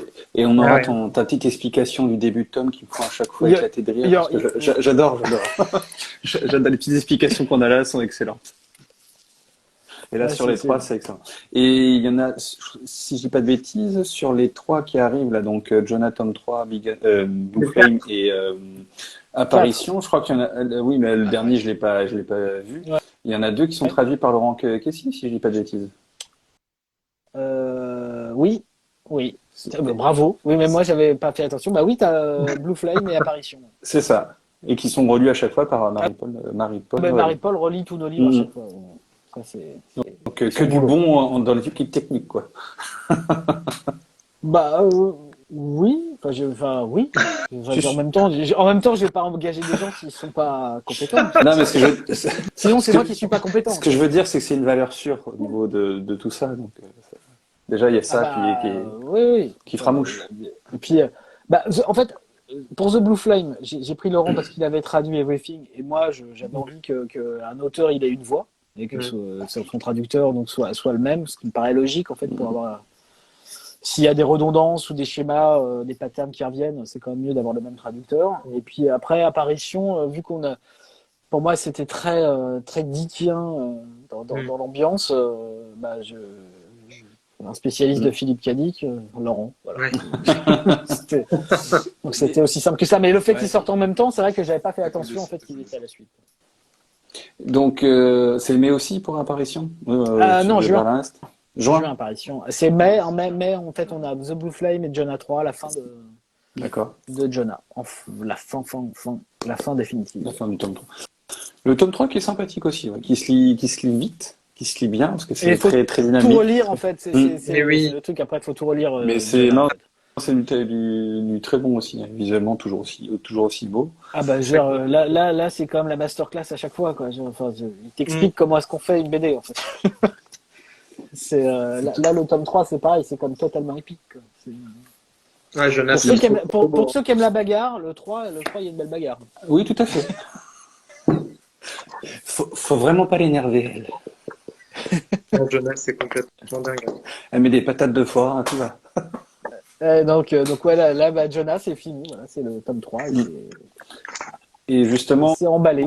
Et t'as d'autres, après on parlera du troisième et quatrième, et justement, t'as d'autres projets avec les auteurs de Jonah ou avec Kulbad, etc. T'as d'autres choses qui sont prévues prochainement chez 404? Toujours. En fait, il y a toujours. J'essaye d'avoir toujours un truc en plus quand les auteurs je les aime. Donc effectivement, Kulbad, on a des choses ensemble sur le feu que j'espère pouvoir faire le plus rapidement possible. Ok. Chris et Laura, pour l'instant, m'ont pas évoqué de choses en particulier, mais je suis complètement ouvert. De la même façon qu'on discute aussi beaucoup avec les frères Miranda en ce moment, même en dehors de We Live.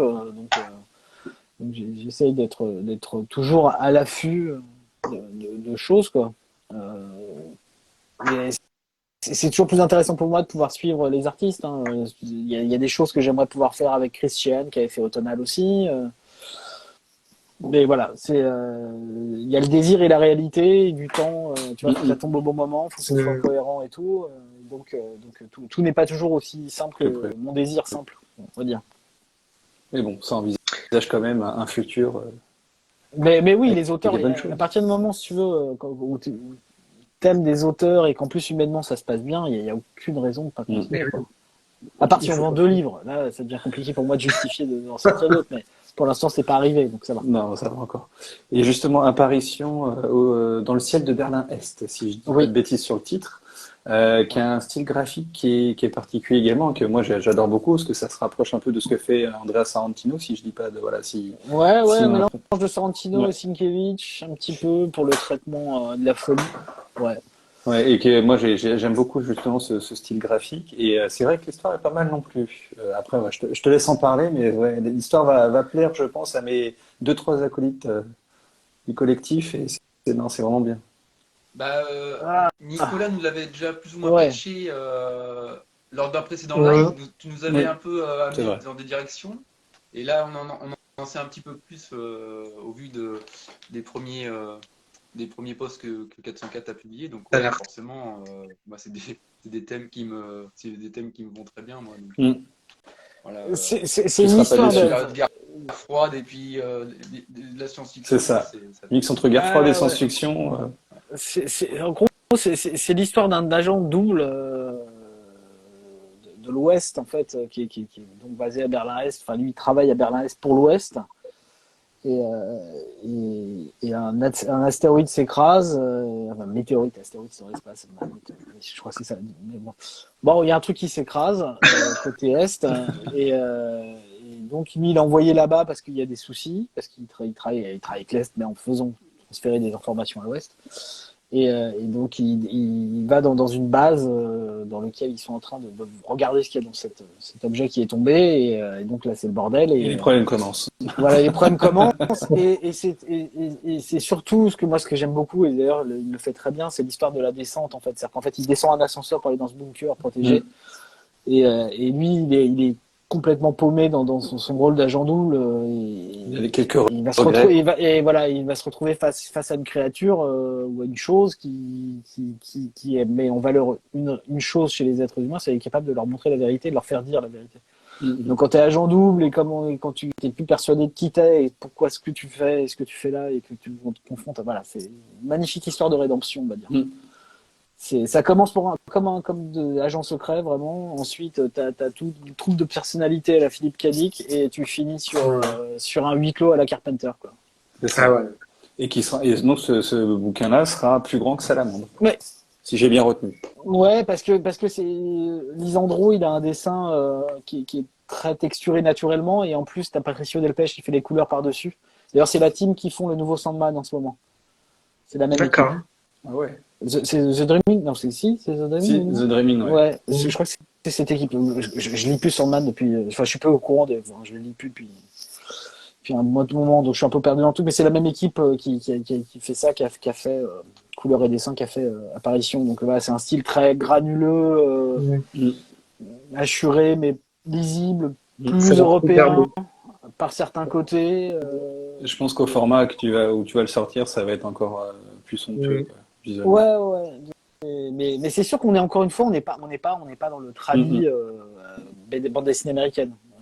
On est Mm. voilà sur quelque chose, une proposition encore vraiment différente, et voilà. Encore une fois, moi, Loveness, il a peut-être raté son Ant-Man 3, je n'en sais rien. En même temps, quand on travaille pour des films comme ça, je pense que c'est compliqué d'avoir Le dernier vraiment quelque mot, chose, pas de dernier mot, mais en tout cas de produire quelque chose de conséquent, en tout cas d'important en termes narratifs, quoi. Mais moi, sur les 3 BD qu'il a écrites, Loveness, il y en a au moins 2 qui font partie de mes préférés.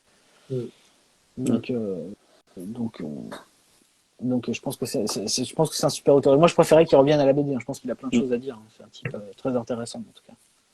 Donc voilà, c'est Apparition, ça va être un gros morceau. Pareil, on a traduit le titre. Le titre original, c'est Strange Skies of East Berlin. Ouais. Mais il y avait un jeu de mots anglais qui était difficilement compréhensible, enfin traduisible, vu que au pluriel, ciel, c'est cieux, et donc ça fait cieux étranges.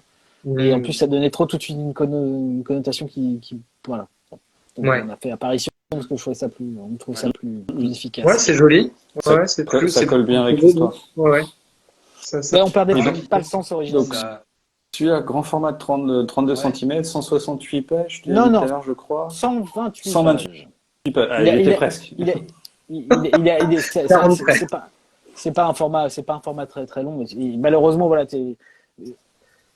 quand tu es éditeur en ce moment, à chaque fois que tu as des formats qui font 120 pages, à chaque fois tu te poses la question. Tu te dis, mais alors, attends, comment je vais faire? Parce qu'en fait, aujourd'hui, je suis obligé de vendre à un tarif minimum par rapport à un coût d'achat, parce que même si tu t'achètes pas des titres très chers, tu peux pas vendre t'as un coût incompressible de fabrication et compagnie, donc t'hésites toujours en fait, parce que par exemple ce titre-là, je voulais le faire depuis le début, mais j'étais emmerdé parce que je me disais mais 120 pages, les gens vont gueuler si on le fait à 17 balles et tout, puis à la fin j'ai fait vas-y, tant pis, quoi. Tant pis, je le fais à 19, mais je fais un grand format avec un dos toilé et tout, et puis advienne que pourra, mais il faut que ce titre existe, quoi. Parce que moi, c'est un titre que je trouve, c'est un titre important, quoi. Important, en plus dans l'époque qu'on vit. D'ailleurs, c'est drôle parce que je me suis rendu compte après coup qu'on avait Salamandre, celui qui parlait comme ça d'un transfert vers le bloc de l'Est, et on a ce titre-là aussi qui vient parler de la Russie, qui occupait Berlin à l'époque. Et donc je m'étais dit genre merde, putain, ça résonne d'une façon complètement folle avec l'actualité, quoi, comme si il y avait vraiment il y avait des choses voilà qui étaient là, qui bouillonnaient, quoi, qui avaient besoin d'être dites. Donc ce titre-là dit aussi beaucoup de ça, quoi, sur pourquoi est-ce qu'on devient des monstres pour faire le bien ou pour faire le mal, mais il y a toujours des choses derrière, et comment est-ce qu'on s'en sort, quoi. Je trouve que l'histoire, il y a un personnage dedans qui est quand même l'archétype du vilain, et quand on découvre son histoire et quand on découvre la fin, en fait, on dit c'est beaucoup plus compliqué que ça. Enfin, tu vois, tout est en nuances de gris, quoi.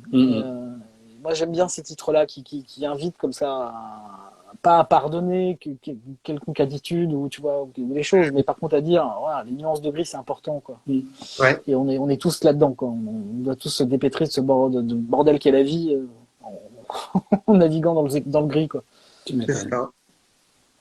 Et donc voilà, c'est un très beau titre. Oui. Excellent. Et donc le dernier il sort fin d'année, c'est ça? Le dernier ce sera en octobre. Le dernier jour de Philippe Lovecraft, et là c'est pareil, ça va être la baffe graphique. Bon, en tout cas moi je la prends, hein, donc j'ai pris la baffe, et c'est une vraie fierté de pouvoir faire ce titre, vraiment, parce que encore une fois j'ai reçu ce texte de Romuald comme ça un jour, je l'ai lu tout de suite et je l'ai appelé 15 minutes après en me disant mais c'est fabuleux, quoi. Enfin ça pourrait faire une pièce de théâtre parfaite, ça pourrait faire ça serait un des plus beaux livres à faire en prose sur Lovecraft. Donc là-dessus, c'est rajouté le travail absolument admirable et fou de Yacoub. Et je pense qu'on aura un livre, pour moi, un des plus grands livres de fin d'année. Oubliez le reste. Et en plus, je dis ça, je plaisante à moitié, hein. Oui, on se doute que tu dois y croire. Hein. Si tu le dis, c'est qu'il te touche, hein. On imagine. Non, ça va être vraiment un titre important pour nous, parce qu'aussi on a fait pour l'instant 2 productions qui sont des productions plutôt jeunes, on va dire, enfin dynamiques, dans le sens plutôt de la dynamique. Là, on est vraiment sur quelque chose de très très dense en termes d'écriture et en termes de production graphique, quoi.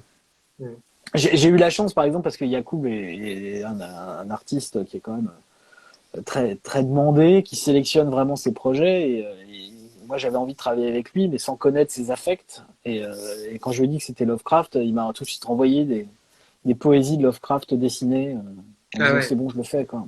Parce que voilà, on a si tu veux un auteur qui est fasciné par la prose de Lovecraft et par le personnage et toutes ces zones d'ombre aussi, et ces zones de gris, et un artiste qui aime profondément aussi l'œuvre de Lovecraft. Donc en fait, on a vraiment, c'est pas juste une production pour produire quelque chose. On a vraiment deux auteurs qui sont en adéquation et qui fusionnent vraiment avec le matériau de Lovecraft, quoi. Eh ben, on a hâte de voir ça, hein. Un joli programme. S'il est important, va falloir arroser Internet abondamment. Ah oui, de toute façon, je fais ça tout le temps. Et puis maintenant, je donne des cours. Plus, hein. Non, je donne des cours aussi aux autres éditeurs, a priori. C'est-à-dire que je fais des formations de arrose avec tes bandes dessinées sur les réseaux. Il faudrait qu'on fasse un gif de toi avec. Si vous avez des heures de diff, Nicolas peut vous faire une formation sur l'arrosage. C'est terrible. Moi, je suis à moi seul la fabrique du consentement, ce qui n'est pas rien. Non, mais vous rigolez, mais je suis quand même quelqu'un d'important aujourd'hui. Oui. On le sait. Je sais pas s'il est encore dans le chat. Tout à l'heure, il y a le copain, la gueule du Mills, qui demandait Pour Mundus. pour Mundus, est-ce que ce serait peut-être pour 2024 alors du coup, C'est la encore suite possible. C'est tout à fait, Ah bah tout à tiens, fait encore possible. tiens. Ok. Il Ouais. la repose, voilà. Il est là, Mills. Bah, j'espère qu'il repassera surtout poser la question à quel début, à minima, parce qu'il n'est pas venu à Angoulême, mais j'étais très triste.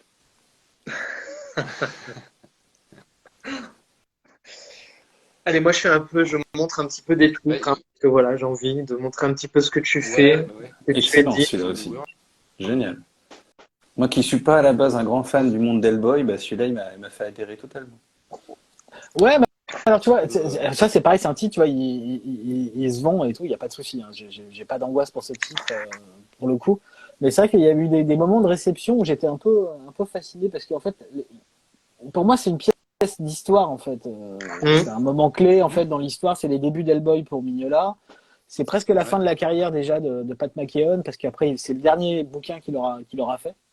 Et moi j'ai toujours été fou de McKeown et donc les gens l'ont pris vraiment comme il n'y a pas de suite. Alors déjà, si il y a des suites, mais pas dessinées par McKeown et pas écrites par Mignola, mais il y a des suites qui Oui, existent. on avait Donc il y a parlé, tout un univers qui a été créé, mais l'idée c'était, enfin moi j'ai toujours en tout cas lu comme ça Zombie World, c'est que en fait c'est comme une proposition de pourquoi une épidémie de zombies quoi. Oui, C'est-à-dire qu'en fait quand on ferme le livre, la suite finalement c'est Walking Dead, c'est tout ce que vous voulez, vous pouvez mettre tout ce que vous voulez derrière en fait. C'est comme si c'était voilà la matrice en fait originelle et qu'après bah, une fois que les zombies sont là, bah en fait on peut faire ce qu'on veut avec quoi.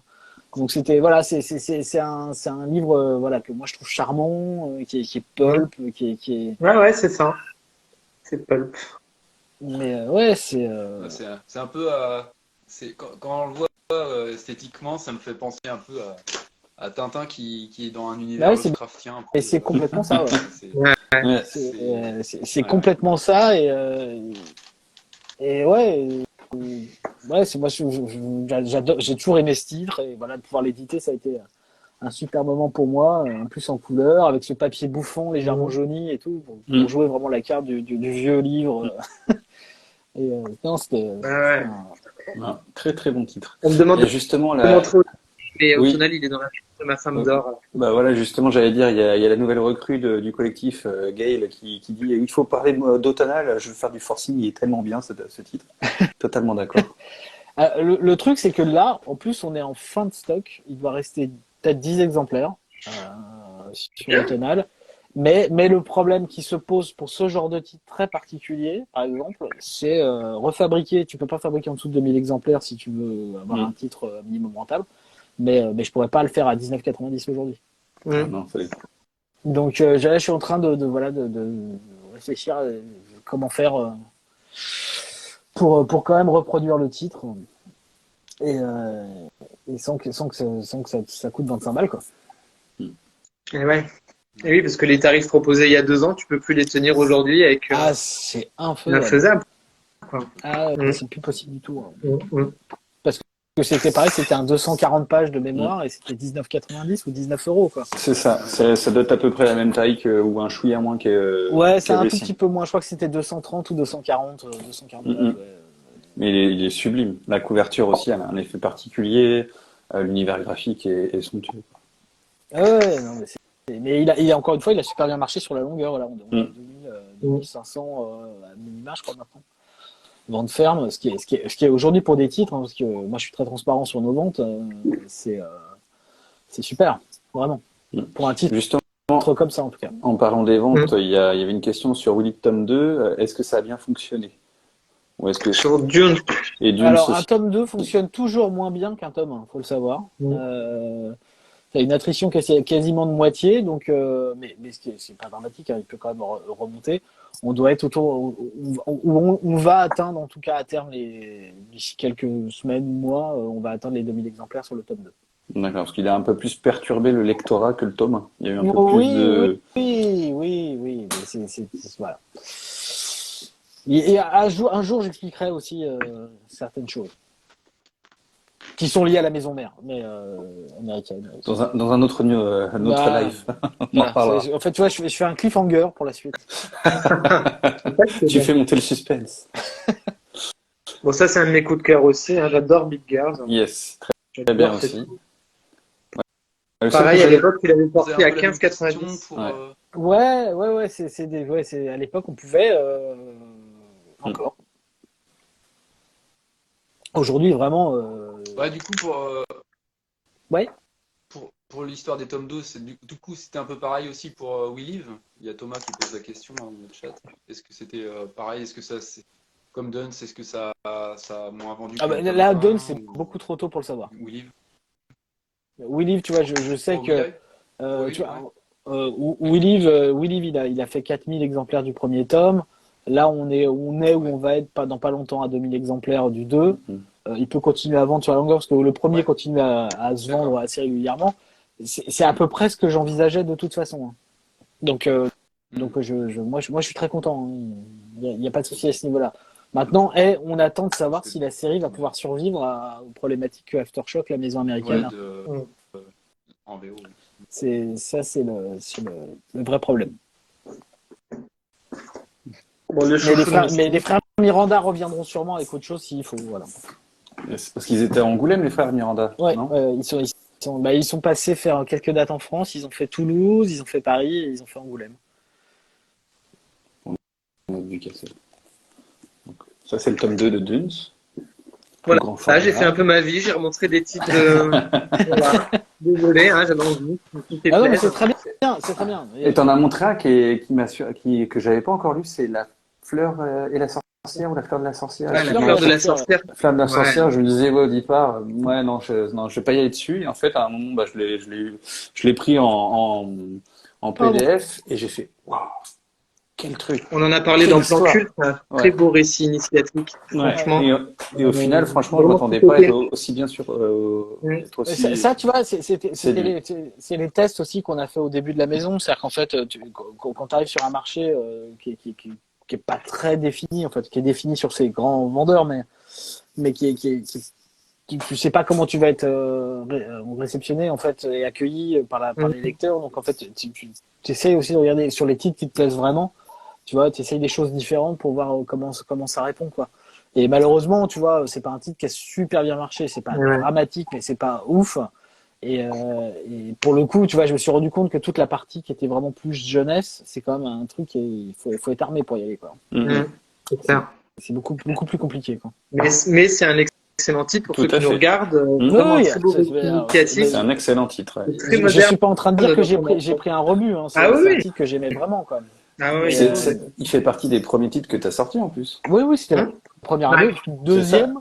Big Under en premier, après celui-là et le troisième. Non, c'était Big Girls, Duns, et La fleur de la sorcière en 3, et ensuite Jonah, et ensuite Automnal. Ouais, c'est ça.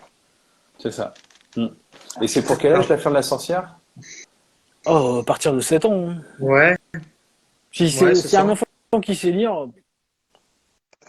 C'est vraiment très beau, c'est vraiment intelligent. Quand je le recevrai, je verrai avec je ferai tester ça à ma fille, à mon fils pour voir si ça. Ah oui, c'est vraiment, c'est vachement moins violent que des dessins animés qui sont pour les plus jeunes aujourd'hui. Tout à fait. Je suis désolé, c'est dimanche, je suis fatigué. Oh, t'inquiète, on est à peu près tous dans le méta. Hein. Ouais. On tient depuis tout à l'heure, on se retient, c'est dit. Non, puis de toute façon, on a le scotch pour les yeux. On a fait un petit peu le tour de ce qu'on voulait voir et de ce qu'on t'avait proposé. Il est quand même 22h35, on a fait quand même plus d'une heure et demie de live. Ah oui, quand même déjà, oui. Oui. Ah oui, ça passe vite. C'est ça. Donc, je rappelle les titres de ce début d'année. Donc, on a Dunes tome 2, deuxième création originale avec Big Under tome 1. Et moi, mon gros coup de cœur pour ceux qui seraient arrivés en fin de route, c'est Salamandre. Vraiment à ne pas rater. En plus, à un tarif... qui défie toutes les Donc voilà. Et on a très hâte de voir la suite de tes propositions qui arrivent. Et merci beaucoup de nous en avoir. Écoutez, pluriel.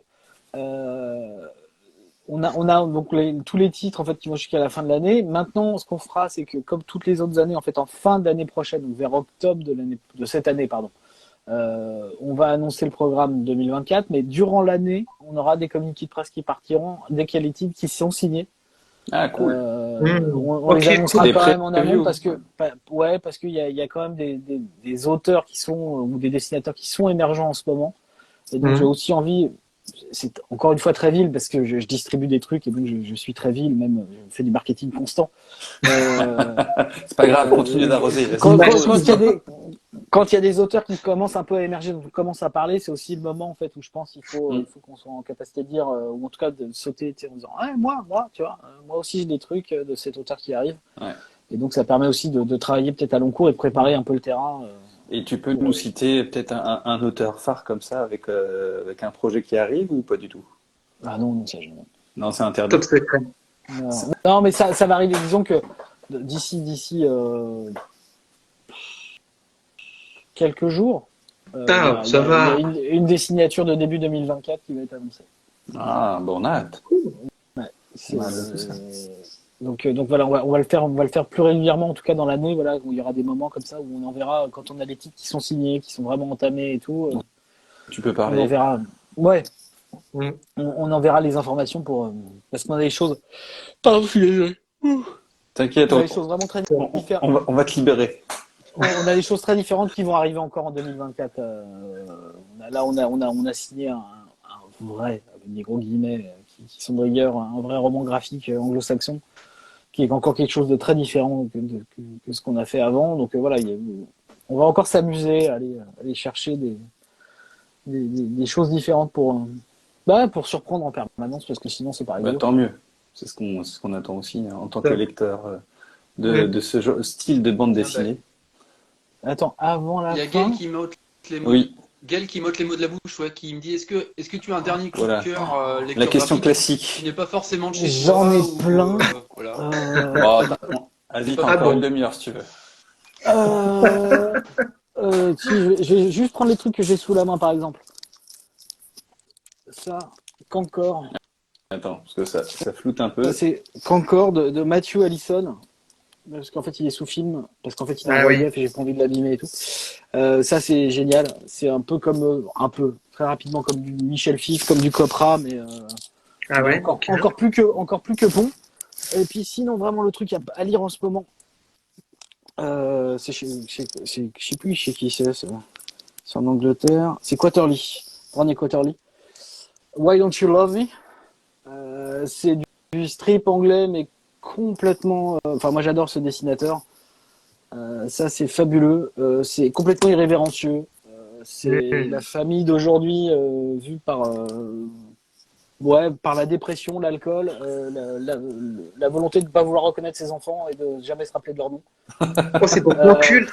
Ah, c'est clair, ça c'est pour. Ça c'est ouf. Neil Gaiman a adoré. Je sais pas ce que ça veut dire, mais il a adoré. Donc ça c'est Why Don't You Love Me. C'est Paul B. Riley, un auteur anglais qui fait beaucoup d'autoprod, de fanzine un peu barré et tout. J'adore. Enfin, c'est du point culte, tu m'étonnes. Ouais. C'est clair. Gros fou. Qu'est-ce que j'aurais encore de dingue qui me fait marrer en ce moment? Un dernier. La réputation. Si, ça aussi. Le pauvre gosse, le truc. En culte. Allez, ça, personne n'en a parlé, donc ça, moi j'ai beaucoup aimé. C'est comment ça s'appelle? C'est Axel. Je sais plus comment c'est, Axel ou. Je crois que c'est Axel Lenoir. Ouais, c'est ça, Axel Lenoir. Axel Lenoir, Secret Passage. Je connais pas. Oh, c'est beau, elle est belle la couverture. C'est super beau, c'est génial. Ah ouais. C'est fabuleux. Ça, Akileos pourrait le sortir. Pas Akileos, Kinaï. Ce serait bien. J'aimerais beaucoup que ça arrive en France. C'est fabuleux. Moi, c'est compliqué pour moi d'aller sur ce genre de trucs, mais des trucs que j'adore. Voilà. Mais ça, c'est pareil. Secret Passage, c'est 85-86, tranche de vie, souvenir. C'est ça c'est super. Voilà. Donc voilà, j'ai sorti des coups de cœur très différents pour le coup. Très mais sympa. Sinon, il y en a plein. Je lis des trucs. Si, il y a aussi ça là. Parce que sinon, si vous me lancez là-dessus, après c'est sans fin. Il y a Survival Street qui est sorti chez Dark Horse, je crois. Ça. Ouais, c'est Dark Horse. Ça, c'est fabuleux. Ça, c'est pour ceux Ouais, qui ont c'est aimé très- les Tortues Ninja, les l'astronaute, mais c'est Bienvenue. pareil, sauf que c'est Sesame Street. C'est toute la bande de Sesame Oui, je Street. l'ai Ah, vu, mais je l'ai vu tu l'as passer, ça. montré sur Twitter. Voilà. Ouais. T'imagines ok. Sesame Street, ils se font virer D'accord. par Donald Trump qui est au pouvoir et en fait ils prennent leur revanche et ils butent tout le monde. Ah ouais, c'est trop bon. Ah, C'est fabuleux. Et puis, parce que j'ai raté les premiers, moi j'ai rattrapé la Cerberus qui vient de revenir avec des mashups de folie. Ça c'est quand même des plus vieilles séries de comic strip de l'histoire et donc c'est Cerberus cette fois-ci et notamment avec la putain de Babylone. Voilà, c'est génial. Hmm. Donc, Ouais, voilà. ça a l'air bien sympathique. Mais des coups de cœur, il y en a plein tout le temps. Hein. Je trouve que j'ai l'impression que plus le temps avance, plus il y a des trucs super qui sortent tout le temps. Ouais, c'est pas faux, hein, en même temps. Voilà, et puis Mais c'est sinon bien.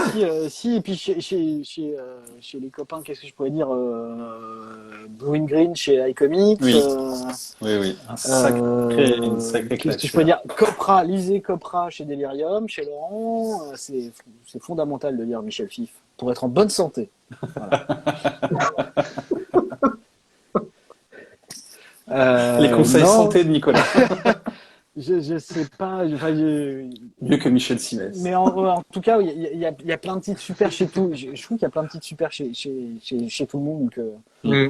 faut pas hésiter à se jeter Ouais. sur les Ouais. titres. Ouais. Moi, un truc que je pense que ça n'a pas suffisamment marché, c'est par exemple chez Comics Initiative, c'était The Jacan, parce que moi j'adore The Jacan depuis des années. Et j'aurais rêvé de le produire aussi.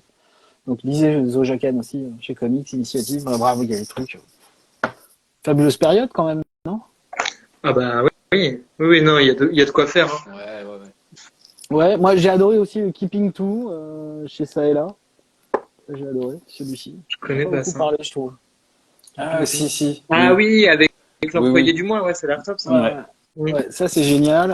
Enfin voilà, il y a des trucs super. Ah si, ça aussi c'était une super baffe de fin d'année. Mais alors ça, je suis pas sûr qu'il soit dispo parce que ça, je crois que j'ai fait ça en financement participatif. Bad Distant Fire, ça c'est. Ah, j'ai pas vu passer ça. Ça c'est ouais. Ça c'est une de mes bonnes petites baffes de fin d'année. Ah oui. Ça, C'est chez qui ça? Alors c'est Black Eye Books, c'est au Canada. Ah ok, je connais pas. Voilà. Tabernacle. Voilà. Donc ça c'est voilà, c'est pareil. C'était une bonne baffe de fin d'année. Ça c'était un bon truc. Voilà. Je vais arrêter parce que sinon je vous sors Ouais. la bibliothèque. Bon, sinon, on te laisse les clés. Hein. On te laisse les clés, tu fermes. Non, mais il faudra en Comme faire un d'habitude, spécial. je fais le ménage et puis je distribue les 3 bouquins. avant. Voilà, c'est ça. Et tu continues d'arroser. Non, mais c'est cool. Non, puis bah c'est ça, faut de la curiosité, Oui. faut pas hésiter à demander. Oui. Et, voilà, il y a tellement de diversité et puis de possibilités de lecture partout. Donc Ouais. voilà, c'est toujours bien aussi de demander à Bien des sûr. éditeurs ce qu'ils kiffent, ce qu'ils aiment, C'est ce ça. qu'ils lisent d'autres. Ouais, bah ouais, moi j'achète tout le temps et je trouve moi, encore une fois voilà, je trouve la période fabuleuse donc il faut vraiment foncer et puis se faire peur des fois quoi. Oui. Acheter des trucs en se disant c'est pas pour moi. Il faut tenter. Hein. Moi c'est ce que je fais tout le temps, les trucs je me dis Mm. ouais non c'est pas pour moi puis j'y vais quand même quoi donc il y a des et puis, enfin, en fait, c'est peut-être le seul truc qui me surprend toujours moi sur les réseaux sociaux, c'est de dire qu'on n'aime pas. Voilà. C'est toujours une surprise pour moi en fait. Ah Parce qu'il y a plein oui. de bouquins, il y a plein de bouquins que je lis, je suis pas, tu vois, je saute pas au plafond en me disant c'est génial, mais par contre, il y a le dessin, il y a toujours un truc qui me, c'est quand même super rare qu'il y ait un bouquin, si tu veux, je le lis, je me dis, c'est quoi cette merde, tu vois. Par exemple, moi j'aime pas Tom King du tout parce que je trouve qu'il en fait trop et que, enfin, je trouve qu'il pourrait réduire, si tu veux, ses récits parce que je trouve à chaque fois ça tire en longueur. Sur ses principes et même si j'aime pas je peux pas dire c'est nul quoi. Ah oui. Moi, je vois ce que tu veux dire. Donc c'est une sourdine donc se laisser surprendre par des trucs ou juste se dire ouais toute œuvre ne sera pas maîtresse dans l'histoire de la bande dessinée mais c'est pas grave. Mais c'est un peu en fait le problème des réseaux, c'est-à-dire qu'à un moment donné, il faut surjouer tout le temps le fait de c'est un coup de cœur, c'est absolument génial, ou l'inverse en fait. Et c'est un peu ce qui est difficile à faire quand tu fais des vidéos YouTube, hein, c'est d'essayer d'être assez objectif finalement sur ce que tu donnes à voir hein, aux personnes qui vont regarder tes vidéos, pour savoir si ça s'adresse à eux ou pas. Et en plus, un livre, on sait qu'on peut le lire à un moment donné, par exemple ça, tu peux passer à côté et le relire quelques années plus tard et trouver ça absolument génial. Donc il y a aussi tout ce jeu-là qui est difficile, c'est mettre de la subtilité sur les réseaux sociaux, c'est complexe en fait.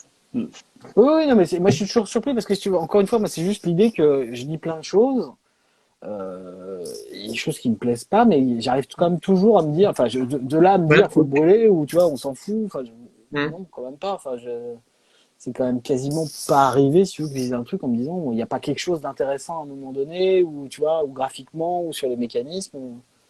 Donc moi je suis toujours surpris par cette overreaction, tu vois, tout le temps, tu vois, à tout. C'est pas grave quoi. Et puis quand les gens sont contents, je vais pas leur dire non quoi. Enfin, là ça m'a surpris encore une fois sur Berserker, tu vois. Moi je suis pas amateur de Berserker, mais enfin si les gens sont contents, ils sont contents. Ma lecture VO de Berserker m'avait plutôt bien plu. C'est saucisse, quoi. Non, mais non, mais ce que je veux dire, C'est- c'est que tu vois, ce serait quand même malvenu que si t'as aimé Berserker, j'allais te dire ah bon, t'es sûr vraiment. Ouais, oui, T'as oui, bien bah oui. réfléchi. C'est parce que Nicolas Beaujean te l'a envoyé, c'est ça? C'est vendu pour ce que Oui, c'est. parce que tu m'as arrosé, c'est pour ça. C'est dès le cours, on s'en fout, j'y vais.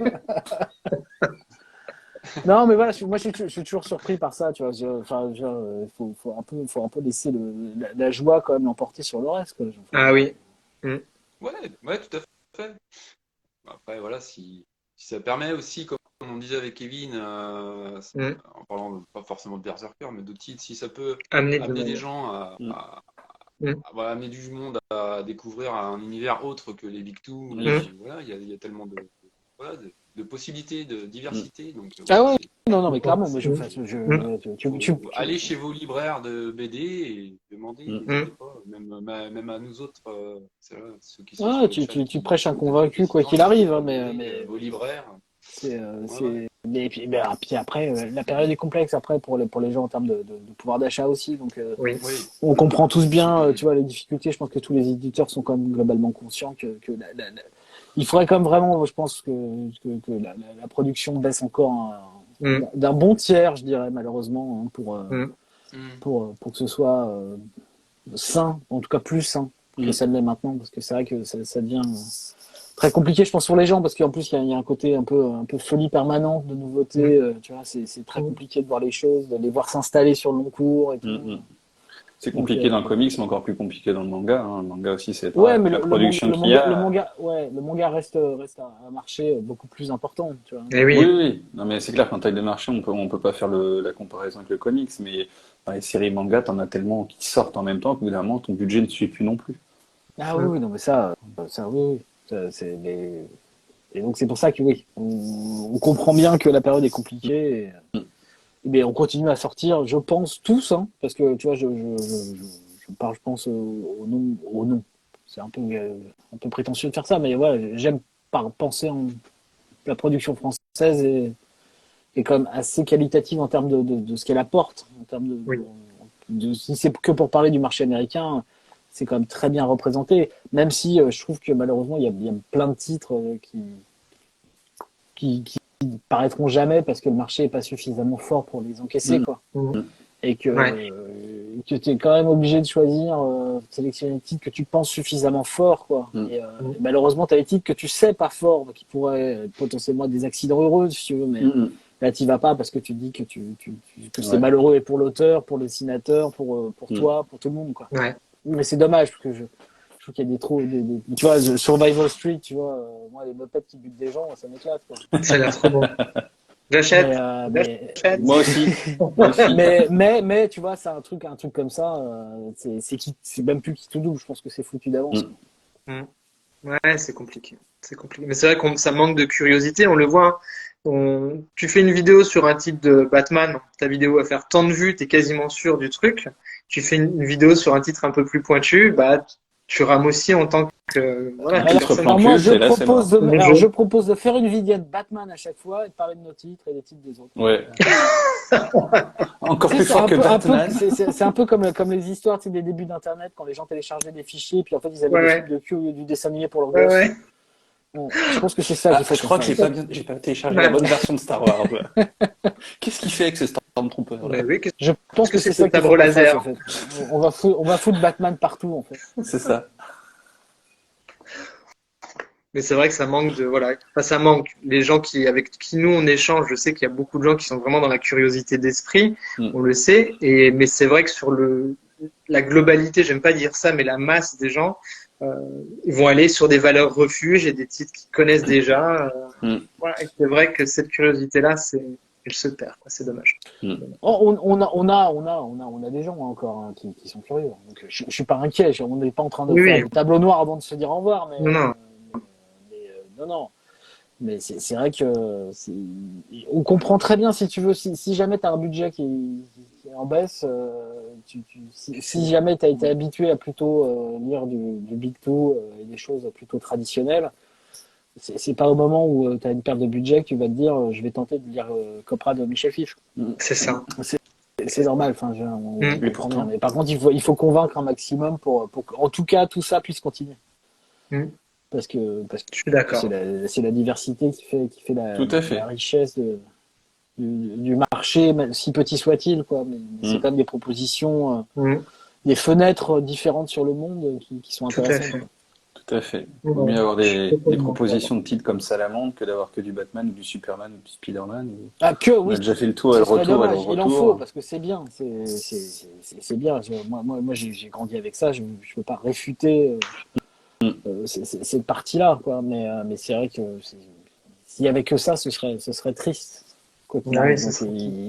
Il faut faire perdurer la diversité parce que c'est ça qui est important. C'est ça. Et je parle pas que de nous, hein, tu vois. Encore une fois, je parle au sens large, quoi.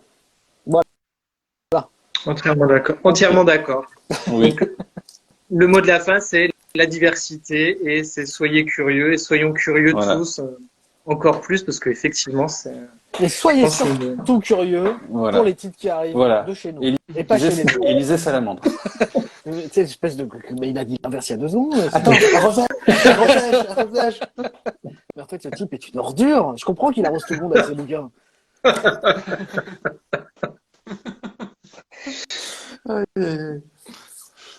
Bon. Eh bien, merci. Curieux en tout cas, merci beaucoup pour un grand merci encore, Nicolas. Ta sympathie et puis ta bonne humeur. C'est toujours plaisant. Ouais, c'est parce que je suis complètement cinglé, surtout. En fait. Continue. Il faut de la folie. Merci à vous, en tout cas.